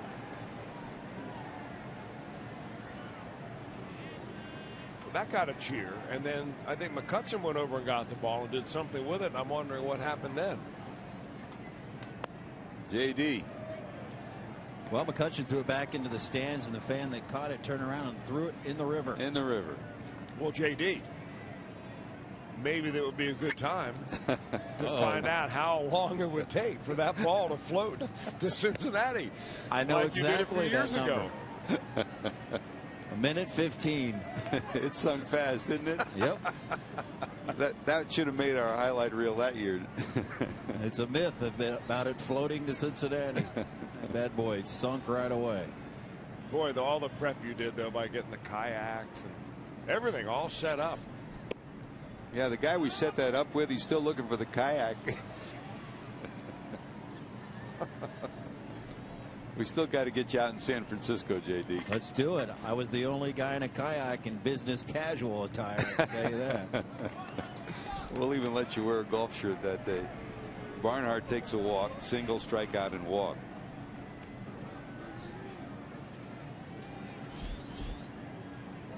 Finnegan goes 6 innings as Schumacher will come in and pinch hit for him. And Chris, I mean, he's still working his way out of the bullpen into his starting rotation. Started at AAA in Louisville and here, and well, what a way to end it for this year.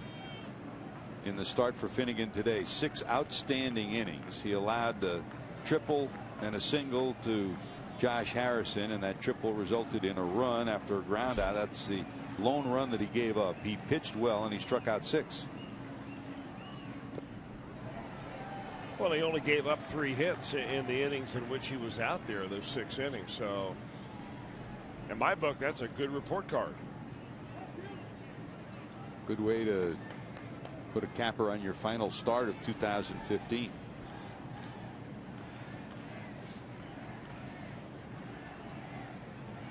Strike 1 to Schumacher from the stretch with the runner on first.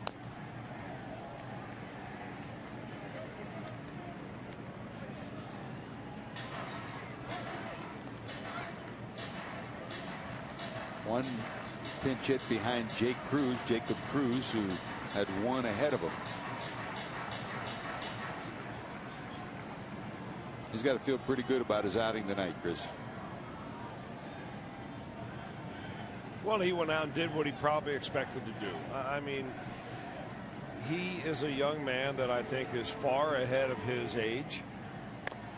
And I don't think he's really had any measure of defeat. Although when he was a sophomore in college, he went 0-8 after having a nice freshman year, went 0-8, then went 9-3 his junior year. That's the year in which he went in the first round to the Kansas City Royals. So he's had some adversity along the way, and I think that he did not pitch well as a starter for the Louisville Bats, but he's come up here and he finally told himself, you know, I'm going to get it done, and he did. Swing and a miss. Schumacher is retired as a pinch hitter. Here's Matt Sigafus walk down the aisle for Brandon Finnegan tonight.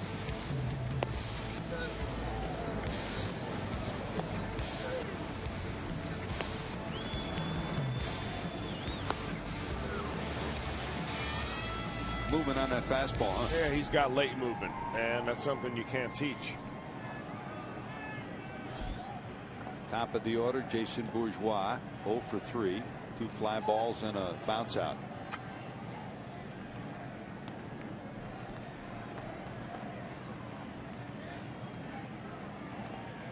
Cubs lead Milwaukee in the 7th 1-0. So the Cubs are doing their best to hang in there for the home field advantage battle with the Buccos.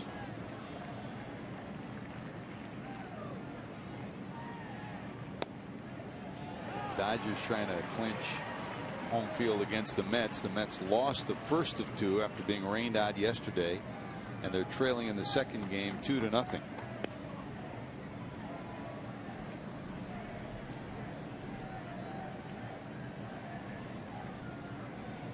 One and one. Well, not only are the Mets trailing in that second game, but they are currently being no hit in the bottom of the 8th inning by Max Scherzer. He already has one of those this year.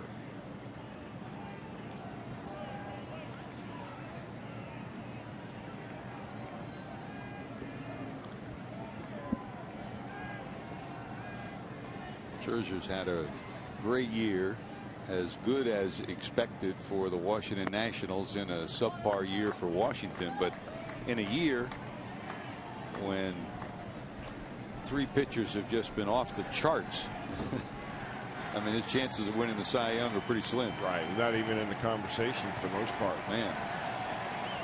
3 balls, 1 strike for Jason Bourgeois.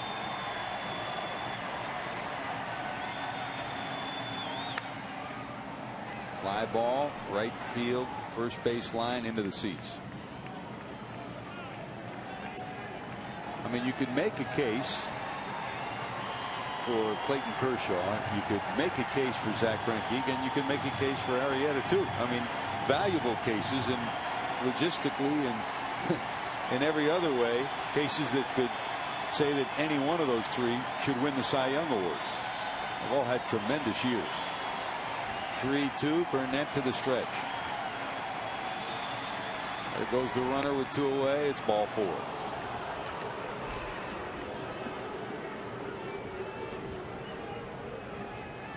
Fans trying to coax Burnett into his 10th strikeout of the night, and out comes Clint Hurdle. That'll be it for Burnett. What a year, what a career. He will get a standing ovation from the fans here, trying to win his 10th. It won't happen tonight, but in a year when he came back to Pittsburgh, he gets a pat on the shoulder from his teammates. He's passed Dennis Eckersley, Louis Tiant, Sandy Koufax, Jack Morris, and Don Drysdale this year. Listen to the applause.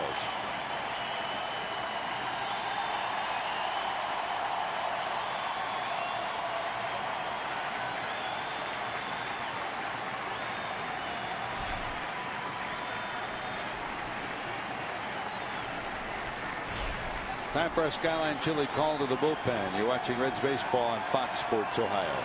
2,500 strikeouts and over 2,700 innings pitched, and a big hug from his pitching coach. And Ray Searage tries to walk away, but he pulls him back for that last moment. And there was one more moment. The fans kept calling for him, and a curtain call. A lot of emotion in number 34's body right now, Chris. Well, you know, he has a chance now to come back and be able to experience what he wanted to, and it's the reason why he took a drastic pay cut to come back here to Pittsburgh, because he felt this is where he belongs. He wanted to have a chance to win a World Series, and he has a chance to do that with this Pirate club that's going to the postseason. 7 years in Florida, 3 in Toronto, 3 with the Yankees. First time with Pittsburgh 2 years, last year Philadelphia, and he came back for his final year to be reunited with his pitching coach Ray Searage here. Well, the pitchers on this ball club will tell you that what a terrific positive influence he has been. Ground ball to short. Across the infield, they'll get the final out of the inning as Suarez bounces out, but an inning that will always be in the memory of A.J. Burnett. Reds lead at 3-1. Nationally by hitting home runs. We continue to count down the top 10 moments of the season, and we have reached moments number 6, and it would involve Todd Frazier. Let's take you back to June 16th and 17th in Detroit. Todd Frazier hit 4 home runs in 2 games, a couple at Detroit, and then to cap it off, a walk-off grand slam. So 4 home runs in 2 games, including a walk-off granny. That will get yourself on the list. Moment number 6 of the 2015 season.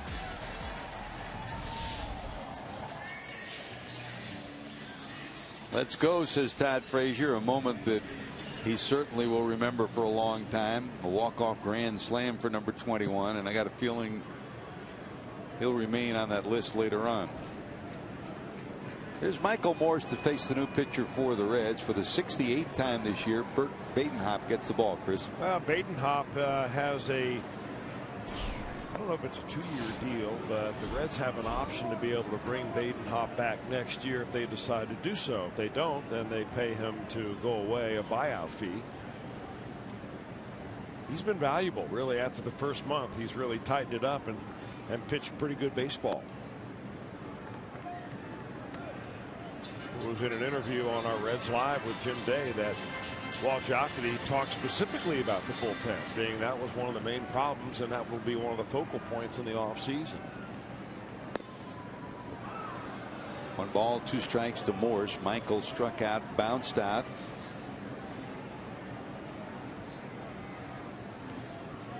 If you joined us late, Brandon Finnegan went 6 innings, allowed 3 hits and a run, struck out 6, pitched well, and stands to be the winner. A.J. Burnett in his final regular season start, his 430th career start, and this the year where he says he'll retire. Went 6 2/3, 5 hits, 3 runs, and 9 strikeouts for Burnett.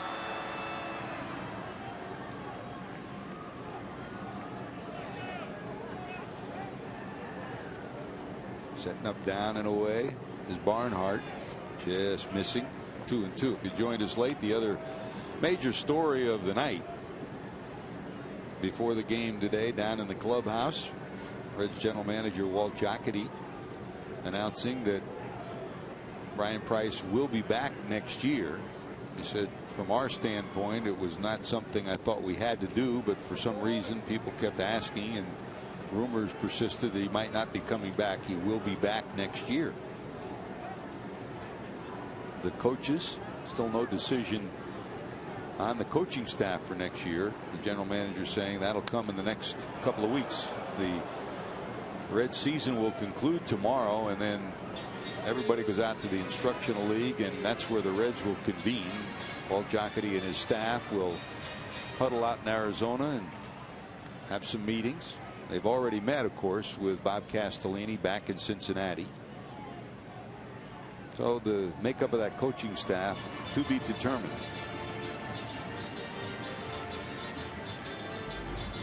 I was never really certain how much the makeup of a coaching staff has ultimately on the final win-loss record of a ball club. I mean, managers oftentimes get the boot, you know, if your team doesn't win. And a lot of times the coaches go along with the managers because they were the managers' picks in the first place. But how often does changing the coaching staff in the middle of a tenure for a manager really affect the outcome of the team? Or is it eyewash? I'm sure that's part of the debate and discussion that is already going on with Bob Castellini and Walt Jocketty and the staff. I'm not saying it doesn't. I've just never done a study or ever read a study where it's had an effect one way or another. I don't know that analytically in this year and era of analytics you could do that. You know that, Chris, by being in a clubhouse, though. You know the good clubhouses you've been in where there's supreme respect for a manager and the coaching staff, and you've been in other clubhouses where there are chinks in the armor. Well, when you win, you want to hang around the clubhouse. When you lose, you have your cars packed and you're ready to hit the road as soon as that last out is made at the end of the year. There's Cervelli, struck out twice, 0 for 2. On this year of young pitchers, Bert Badenhop's really ridden the roller coaster. Struggled early, but he's become a solid contributor late this season out of the bullpen. He's gone from 8th inning to 5th inning to back to key moments again. not one of those guys who'll come in and throw 97 or 98. He needs to have his control, and he'll give you a little of this, a little of that, keep you off balance.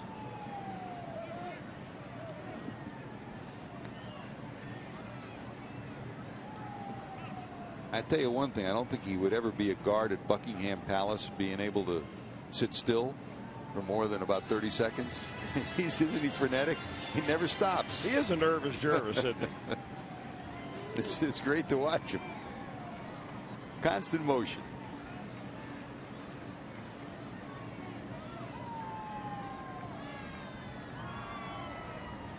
Three-two.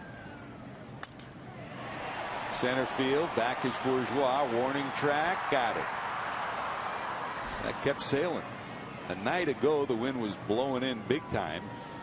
This afternoon the wind was blowing, and now it's pretty much disappeared. Here at PNC Park, for the first time the flags are at half staff, that in memory and in honor of those who lost their lives in a tragedy in Oregon. A tragedy that has too often been repeated in recent years.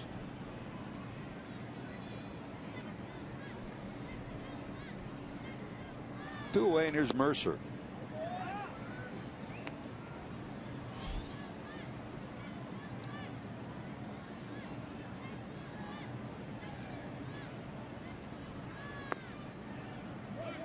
Now, the other part of the makeup of the postseason roster for the Pirates, Chris, we talk about the loss of Young. You know, you had someone else who could play shortstop for Clint Hurdle and know that they could hit too. And the question now is, do you put Josh Harrison there? Do you know Harrison's going to be on the playoff roster?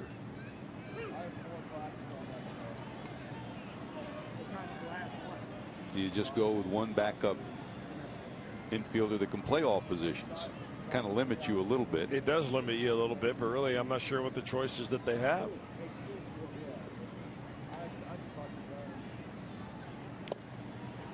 Pedro Florimon, but it's part of the decision process. Birdknapp does a good job in the 7th inning. Reds still lead at 3-1. Saturday. I know you miss Kentucky football, but thanks for being with us, and good to have you and Brian there. Here the story, Brian Price is a big part of the story today. Before the game, Walt Jocketty announcing that Brian will be back for his final year. Here was the general manager before the game. We haven't won a lot of games, obviously, but we've still played hard, and I think that has a lot to do with Brian's leadership and persistence to try and put a winning lineup together every night. And you know, we just feel that given the opportunity to make some changes with player personnel this winter, we give Brian another opportunity to try and get us back in contention. So Brian will be back. No decision on the coaches. That'll come in a couple of weeks. Brian has had to work with 109 starts by rookie pitchers and 63 straight. Not true from Matt Williams in Washington, Chris. He's had Matt Scherzer there this year, and Max Scherzer did it again tonight, huh? Unbelievable. Max Scherzer, a second no-hitter in this season, and he struck out 17 New York Mets in the process. So the Washington Nationals beat the Mets twice today. And he did it with 109 pitches. So, yeah, I mean, it is amazing, first of all, that you throw a complete game with 109 pitches, much less you strike out 17 in the process. Meanwhile, Joey Votto 0 for 3 tonight with that consecutive on-base string on the line here in his 4th at bat, probably his final at bat of the night. 48 straight games reaching base safely by a hit or a walk or hit batsman, tying Pete Rose for the all-time Reds record. Set back in 1978 by Pete. That was in the process of that 44-game hitting streak. 1 ball, 2 strikes to Joey. There's a liner. 1 hop. The throw to first will get him. He hit it right on the button, but right into the shift.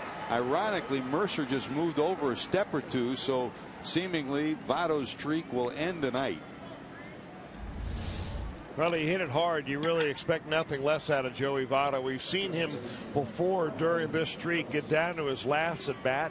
We've seen many times the opposing manager bring in a left-handed reliever specifically to face Joey Votto, as Clint Hurdle did right here. Well, finally that left-handed reliever was able to get the job done, even though it was a sharply hit ball right at the shortstop. Bobby Lafamboise was the one who came in to get Votto.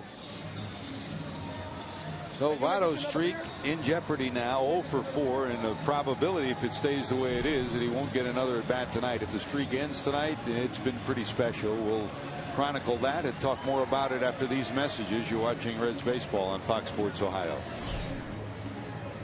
Night against the New York Rangers, just 6 days away on the home of the Blue Jackets. Fox Sports Ohio. Hope you join us all season long for Blue Jackets hockey right here on Fox Sports Ohio.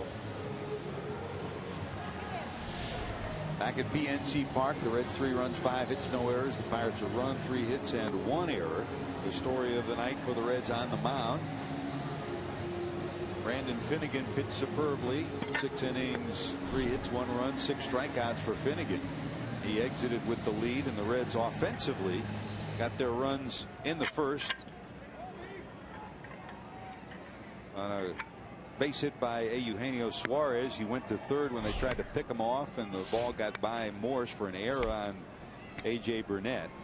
Votto's ground out got a run in. Frazier doubled in a run, 2-0. And then a home run from Adam Duvall in the 7th made it 3-1. The lone run scoring for the Buccos came in the first. A triple by Josh Harrison, a ground out by Gregory Polanco. Here's Joe Blanton facing Brandon Phillips with 1 out in the 8th. Blanton, often a starter and a spot starter, a long man in the bullpen. Now he's got a spot in this bullpen for Clint Hurdle.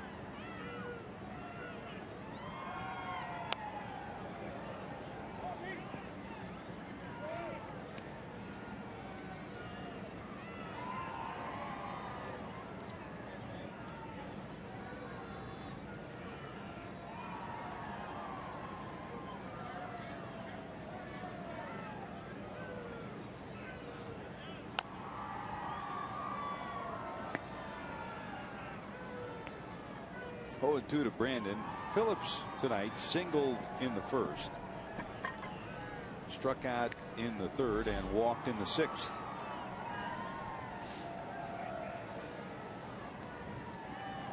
Todd Frazier on deck, 1 for 3, an RBI double.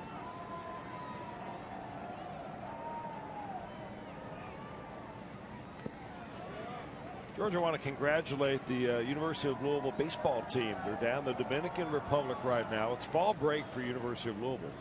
And Coach Dan McDonald was able to raise a lot of money to be able to bring or take his team down to the Dominican Republic, where he's going to play a series of baseball games down there, and also do a lot of community service work, helping to rebuild a church, among some other things. They put on some baseball clinics. And while we're freezing up here in Pittsburgh, somebody's smart and they're already heading south. So what you're saying is your son Mac is warm tonight and we're freezing. Warm tonight, and saw some tweeted pictures of them all wearing short sleeve garb down there, where it's comfortably in the 80s. Now Major League Baseball has plucked player after player from the Dominican. You think Dan's doing the same thing down here? Can he get a couple of freshman recruits for next year? I'm sure that if he can figure out a way to do it, he's resourceful enough to try it. 3-2 to Phillips. Line drive, base hit, left field. So Brandon has another 2-hit game, 2 for 3. Really looked locked in tonight. I mean, he did strike out a second time up, but he's got a couple of hits and a walk.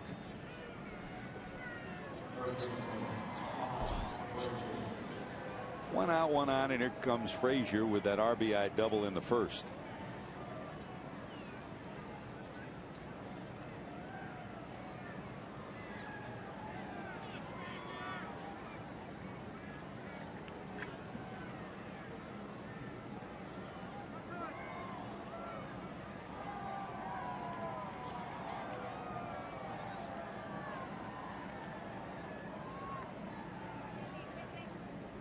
Well, they're now going to the 8th inning in Milwaukee. The Cubs lead 1-0 in that game, so the Cubs keeping their hopes alive for the home field advantage. With this game 3-1, the Reds leading it against the Buccos tonight with the Buccos magic number of 1 to clinch home field for that 1-game playoff.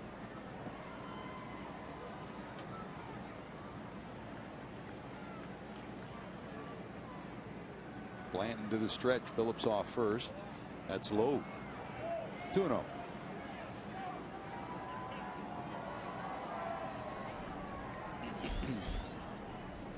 Jay Bruce 0 for 2 and a walk on deck.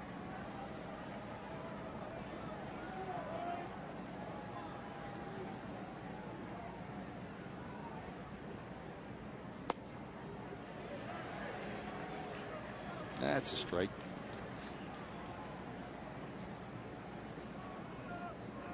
Funny, just after we were talking about Max Scherzer and the great year that he's had, but you know, you throw 2 no-hitters in a year. You have the year that he had. There goes Phillips down to third, but foul, and he'll probably finish 4th in the Cy Young balloting. He did his job coming over this year. Well, yeah, you're right. I mean, but it just goes again to show you that baseball is a difficult game, and you can have a couple of players on your team have career years, and you know they spent a lot of money to keep Scherzer, and he certainly delivered. But you know they're going home after tomorrow, just like many other teams when they were expected to be the best team in the National League. So I mean it's more than just having a couple of players have good years. I mean your ball club in the game of baseball has to be better than the sum of all your players. Amen. And that's where a team like the Pittsburgh Pirates, you can't tell me when you look at position by position that the Pirates are a better team than the Reds. But you know they've got a better bullpen. They've gotten better production out of their starters. Of course, they've kept their starting pitchers all year long. The Reds traded away 2 of their main guys, and they had Homer Bailey hurt and so on and so forth. But you know, some years you have it where it all comes together, and other years you don't.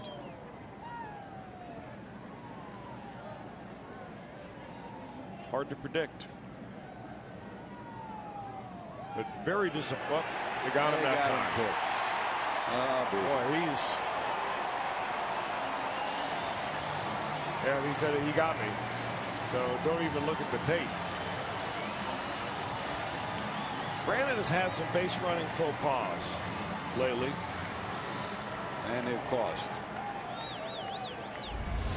Well, they're going to look anyway, and they're going to ask for an official review, even though Brandon feels like he was tagged out.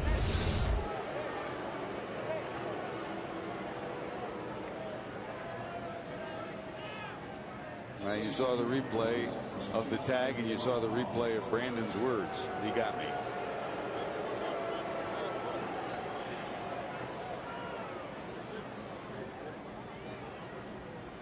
But Tim Welke, the crew chief, on with the first base, with the first base crew bringing out the information from New York. And Chris, you know, you talk about all the things we've been witnessing this year, and you had one of the most unique experiences of the year when you went to New York and sat in on the replay room and saw exactly what goes on there. Well, it really gives you a deep appreciation for how difficult it is to sit in that room as an umpire and review the tapes and frame by frame to try to get the right decision. It also gives you an appreciation of what Major League Baseball has done to prepare to try to get a circumstance where the best decision will be rendered. And I mean, it is from a technology standpoint an incredible place to be. And I really applaud Major League Baseball for taking the effort to try to make sure they get the right call. And Brandon was right in his judgment of him being picked off first base. Call is confirmed by the umpiring review crew. And overall, this is the way it's added up during this year. Overturned 49%, stands 27%, confirmed 23%. That's a pretty high overturned rate. I would not have guessed that at the beginning of the year. Higher in the second half than the first half. Of course, the only time that you're reviewing calls is when they're really, really close. So you got to figure that maybe 49% overturned isn't all that bad. The good news is they're getting it right.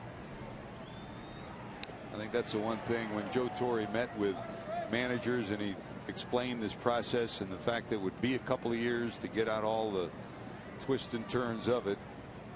I mean, the most important thing in the end is to get it right. And while there have been some bumps in the road, the process has worked. So 2 outs now, nobody on, and here's Frazier. Swing and a miss, and let's hope that base running spot did not affect this game. The Reds in the end, even with the hit, go 1-2-3 to the bottom of the 8th we go. With a base hit by Suarez, he went to third on a pickoff error and scored on the Votto ground out. 1-0 Cincinnati. Then Frazier doubled to right. One hop against the wall. In came Brandon Phillips, and the Reds had a 2-0 lead. They ballooned it to 3-1. That came in the 7th inning when Adam Duvall ripped his 5th homer of the year, a big time shot the other way. And the Reds carry that 3-1 lead into the bottom of the 8th inning. 3 runs, 6 hits, no errors for Cincinnati. A run, 3 hits, and an error for the Pirates. On the pitching side of it, the emotion from Votto fans went to A.J. Burnett, who's trying to win his 10th in his final regular season start for the Pirates. The 38-year-old right-hander, the 430th start of his career. He's announced his retirement at the end of the year. Went 6 2/3, 5 hits in those 3 runs. And Brandon Finnegan, as Chris reported on, got an A on his report card. He pitched well, Chris. That's good news for him on his last start. Well, of the year. Good news for him, no doubt, and also good news for another young pitcher coming into the ball game right now in Michael Lorenzen. Finnegan only 22 years old. Michael Lorenzen 1 year older. He was a starter for most of the season. You see there the number of games that he has been in and the number of innings he has logged.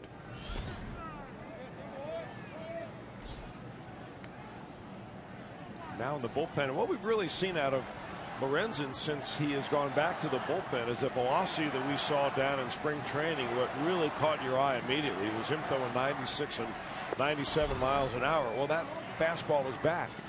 The more he started, the less velocity he had, and quite frankly, wasn't effective, especially against left-handed hitters. But when you're throwing 97, you can come right after him. 2 balls, 1 strike. And I think for Lorenzen, it's going back to what he's most familiar with. When he was at Cal State Fullerton for a couple of years, he was there as a junior and a sophomore. 19 saves 1 year, 16 saves the other, his sophomore year. And remember, he came out of the outfield to warm up and pitch the 9th inning oftentimes. And for him, it's not learning how to pitch, it's coming back here and just kind of rearing back and letting it fog.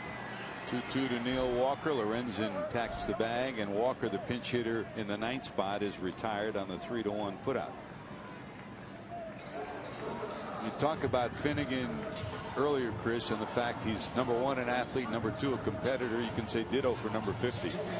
Well, there's no doubt. I think everybody in these dugouts, I mean, when you get to the major leagues, you're a competitor and you've got a little edge to your game. And the ones that believe that they can be here and can adapt are the ones that are going to stay around the longest. And not everybody, especially from a pitching standpoint, not everybody gets to be a starter. The same way not everybody gets to be an everyday position player. Some guys are relegated to bench duty. And I know that Michael Lorenzen wants to be a starter, but I mean, all the peripheral numbers jump out at you. When you put him in the bullpen, all of a sudden you've really got something here. And as a starter, he's got to learn how to pitch. So the question mark is, what's best for the ball club and what's best for Michael Lorenzen? Josh Harrison 2 for 2 and a walk. And as Walt Jocketty said before the game and in our interview with Jim Day, he said, one of the first orders of business is to rebuild the bullpen. And not all of the pitchers that the Reds have had in the starting rotation will be starters. So who do you maybe figure is a better fit for the bullpen? You may bring people in from outside, and how about all these young potential starters? Maybe 1 or 2 of them could wind up being in the bullpen. Better than being sent down the minor leagues. All you got to do is ask them. Slider, right center field. Bourgeois got it tracked and got it.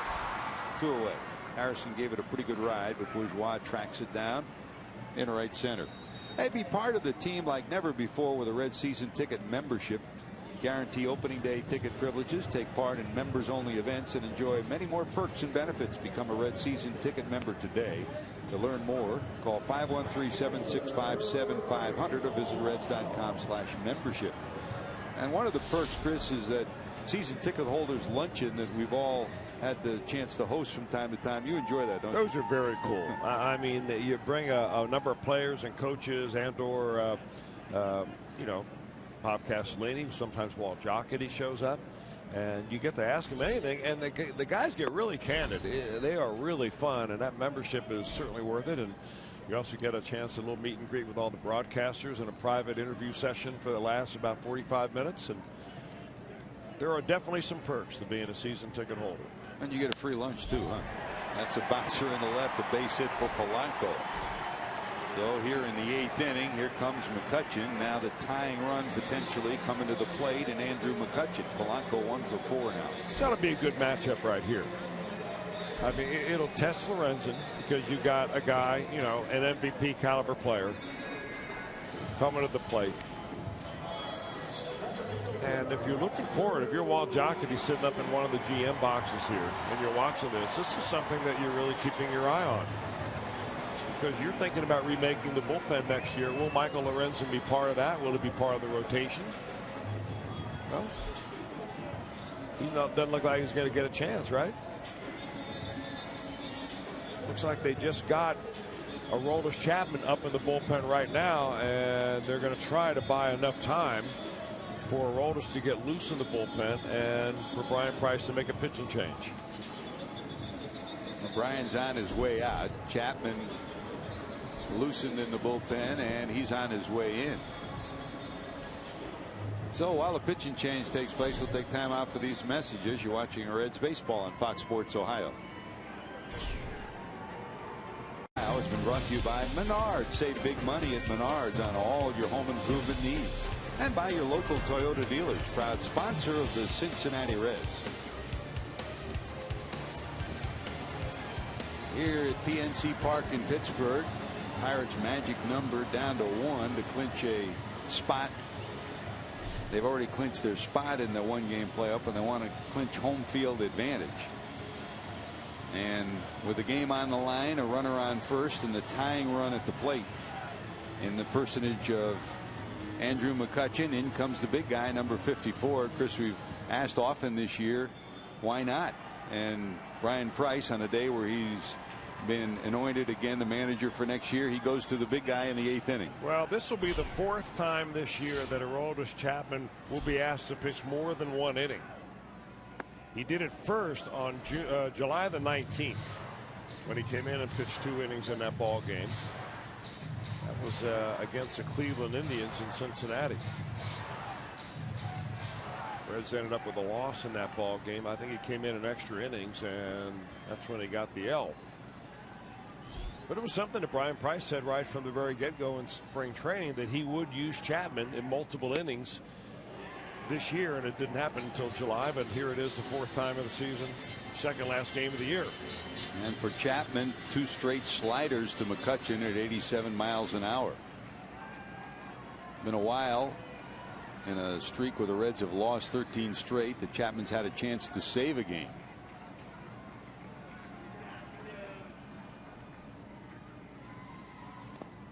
In the dirt, good block by Barnhart. In the double switch, Chapman comes in Brandon Phillips' spot, which was 4th in the order, and in the 9th spot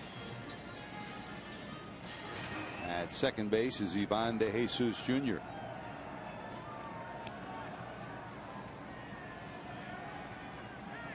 Check that, he's in for Frazier at 3rd, and Phillips stays in at 2nd. Nasty, 99, and it's 2-2. In his career, McCutchen is 2 for 8 against Chapman.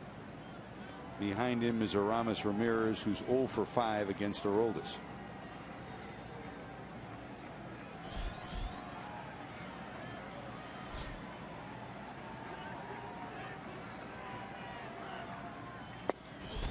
got him. At 100, number 54 dials it up, and the Reds get out of the jam in the 8th. They carry a 3-1 lead to the top of 9. As we go to the 9th here on Fox Sports Ohio. I'm Jim Day. We continue to count down the top 10 moments of the season. We've reached number 5, and what hope that Raisel Iglesias has given this club for future stardom, perhaps. Back on August 23rd, he struck out 13 versus Arizona to tie Gary Nolan's rookie record. Then he went on to have 3 consecutive starts of 10 or more strikeouts to become the first rookie ever in Reds history to do that. 3 consecutive starts. And when you do something that no one else has ever done, when you're the oldest professional franchise, that gets you on the list. Moment number 5, Raisel Iglesias. Thanks, JD, and we close it out tomorrow with the Big 4 heading down to number 1 on the year. And Chris, you look at Raisel Iglesias. What did you see from him this year? I saw a polished pitcher who's only 25 years old with a fastball that he can dial up into the low to mid 90s, with a really good control of the first base side of home plate, a tough spot for right-handers to get to. Several different kind of breaking balls, and the feeling for being able to pitch well beyond his years. I think this kid's got a terrific future ahead of him. With Jay Bruce, a walk, a strikeout, and a ground out. They will overshift against them. The ground out came on a hard hit one hopper to the second baseman who was in short right field against the shift.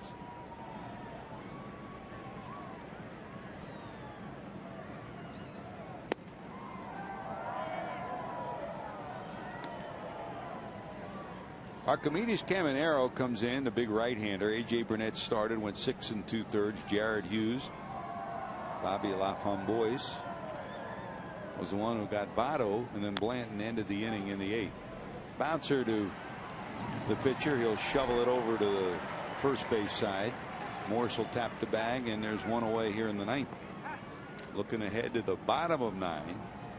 Ramirez due to lead it off. Marte and Morse. Neil Walker stays in the game. He is at second base. And Harrison in right field. Takes over for Polanco in right. So the pitcher enters in the number 2 spot in the order. Polanco's spot. Here's Adam Duvall, a big time shot tonight. Duvall is 5th homer of the year. Now 9 runs batted in. He's 1 for 3. A bullet into the right center field stands.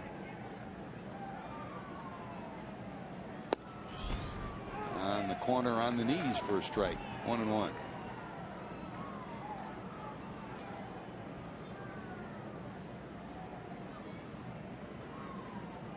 Well, Joey Votto's not going anywhere. If he gets playing time next year, it would be in the outfield, and he's played in left and played fairly well. Fly ball to center. McCutchen there. 2 away.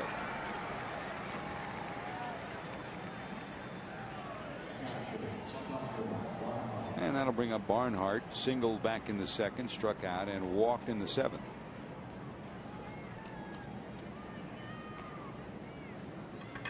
The big news stories for the Reds. Well, Jocketty announcing Brian Price would be back, and for Joey Votto, an 0 for 4 night to this point. So his 58 consecutive game streak of getting on base by a hit walk or hit batsman, unless he gets another at bat, will come to an end tonight, and he'll wind up in the record books tied with Pete Rose at 58. Not a bad companion to be tied with, Chris.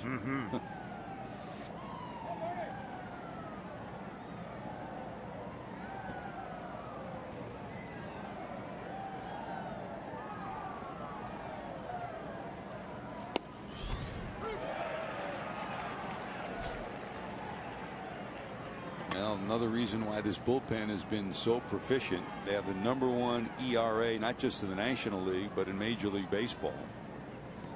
Not only do they save games and have 2 players that are among the hole leaders, they're number 2 in wins in the National League with 31. Only the Cubs are better with 35. So both the Cubs and Mets have counted on their bullpen. The Reds will have to count on their bullpen and their closer, Aroldis Chapman, to close it out. We go to the bottom of 9. Pittsburgh when we went on the air and our open, about 3 hours ago now. We chronicled the big numbers on the line tonight. The Pirates' magic number to host the wild card game was 1. They're losing here. The Cubs have won 1-0 over Milwaukee. That one just closed out. So the Cubs have done their part to go to the final day of the regular season with a chance to still win home field advantage. And the Reds' 13-game losing streak ends hopefully with a save tonight from Aroldis Chapman, their longest since 1945. And Joey Votto 0 for 4, so right now his 48 straight games reaching base safely. The record that he ties with Pete Rose will end with Pete Rose if it stays the way it is. Tyler Holt comes in center field. He made 2 brilliant catches last night. Jason Bourgeois goes to left. Bruce is in right. And here comes Aroldis. He got the final out of the 8th inning. Here we go to the 9th. Aramis Ramirez 0 for 5 in his career against Aroldis Chapman. Well, I can tell you one thing, that Chicago Cub Ball Club is in that very comfortable visiting locker room in Miller Park watching the end of this ball game, because they are very interested as to where that 1-game wild card will be. So it will come down to the last day if Chapman can do his job and retire the Pirates here in the 9th inning. Chapman has been one of the most dominant save artists in the game. The bad news is for the Reds, they haven't had many chances to use him of late. This is his first appearance in September the 19th with a chance for a save. That's what a 13-game losing streak will do for you. A.J. Burnett pitched in his final regular season game today, announcing he's retiring. And this guy, Aramis Ramirez, who's started his career here in Pittsburgh, a run producer here, a run producer for the Cubs, a run producer in Milwaukee. He will end his career after this season as well, trying to keep the Pirate hopes alive, and the fans here, 34,000 strong, trying to get the club back in the game. Hit hard down to short. Suarez, long throw, 1 away in the 9th. And you know, we've talked a lot about all the slots that are available, whether it be home field advantage or a wild card slot, and some of the remarkable games that have taken place. There probably is no slot more important than this one, home field advantage. I mean, Clint Hurdle has been to the postseason 3 times, and the times that he's been there to this date, all of the games they've played have been here, and it'll be a raucous crowd if it's here. But I don't know that anybody will be prepared for what they'll have at Wrigley if the Cubs get home field advantage. It's been a long time. Joe Madden has changed the culture of that clubhouse and the culture of the team and the culture of the fan base too. Well, they're getting pitching like nobody's business there in Chicago. They may have a Cy Young Award winner in Jake Arrieta there, but they had tonight their 22nd shutout, their team shutout, even though Kyle Hendricks went 6 innings. They had 11 last year. 22 is the most by a franchise in baseball in quite a long time. Here's Marte. Starling reached on an infield hit in the 1st, bounced out, and hit a bullet back to the mound in the 6th that Finnegan stabbed and turned into a putout. Marte's been a pain in the neck to the Reds ever since he came into the league. He had the biggest play of the night defensively. Did he get hit? Yes, he did. So that'll bring the tying run to the plate here in the 9th.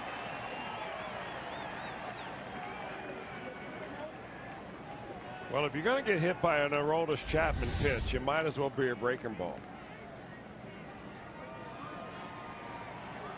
Got him on the knee. So Marte, who can steal a base, he's got 30 of them, down to first. And here comes Morse, and big home run power from this big first baseman, of course. Morse in his career, though, 0 for 4 against Chapman. Nothing's been easy for Brian Price, not just tonight, but all year long, between the injuries and the rookie pitchers he's had to march out there. But he's turned it over to Chapman, trying to close it out here in Pittsburgh. Morse, strikeout, ground out, strikeout. Barnhart flashes his sign and sets up. Did he go? Says first base umpire Tim Welke.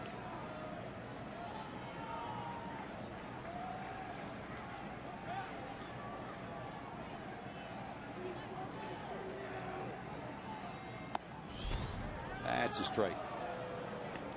Well, Chapman started McCutchen with 2 sliders, and the one thing that he changed this year a little bit, Chris, he's using the slider more, but still not using the changeup that can be lethal. 1 ball, 1 strike. But when he needs it, that's the old power pitches he goes to that nobody else in baseball has been able to figure out.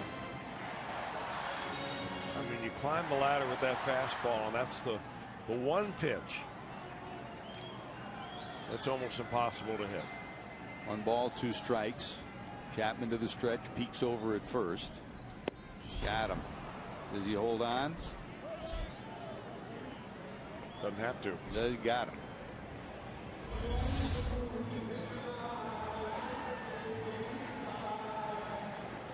You know, the fastballs that Aroldis Chapman has given up on base hits to have always been down around the knees, where hitters are able to kind of drop the bat head quicker than they can around that pitch up around the letters.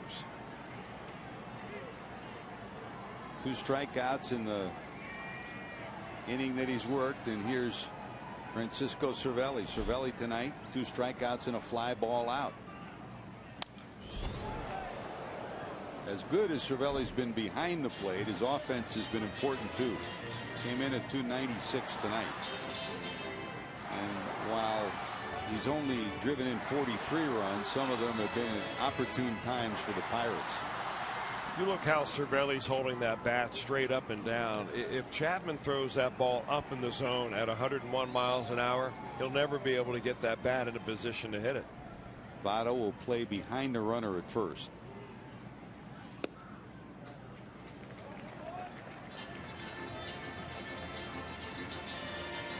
Ball and a strike.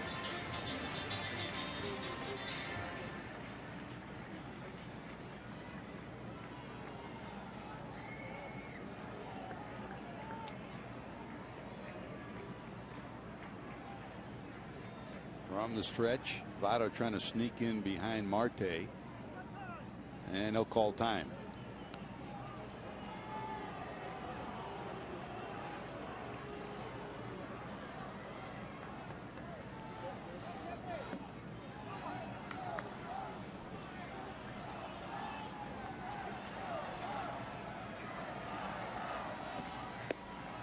That's a strike, high in the zone. Cervelli for the 3rd time tonight questioning a strike call by home plate umpire Mike Everett.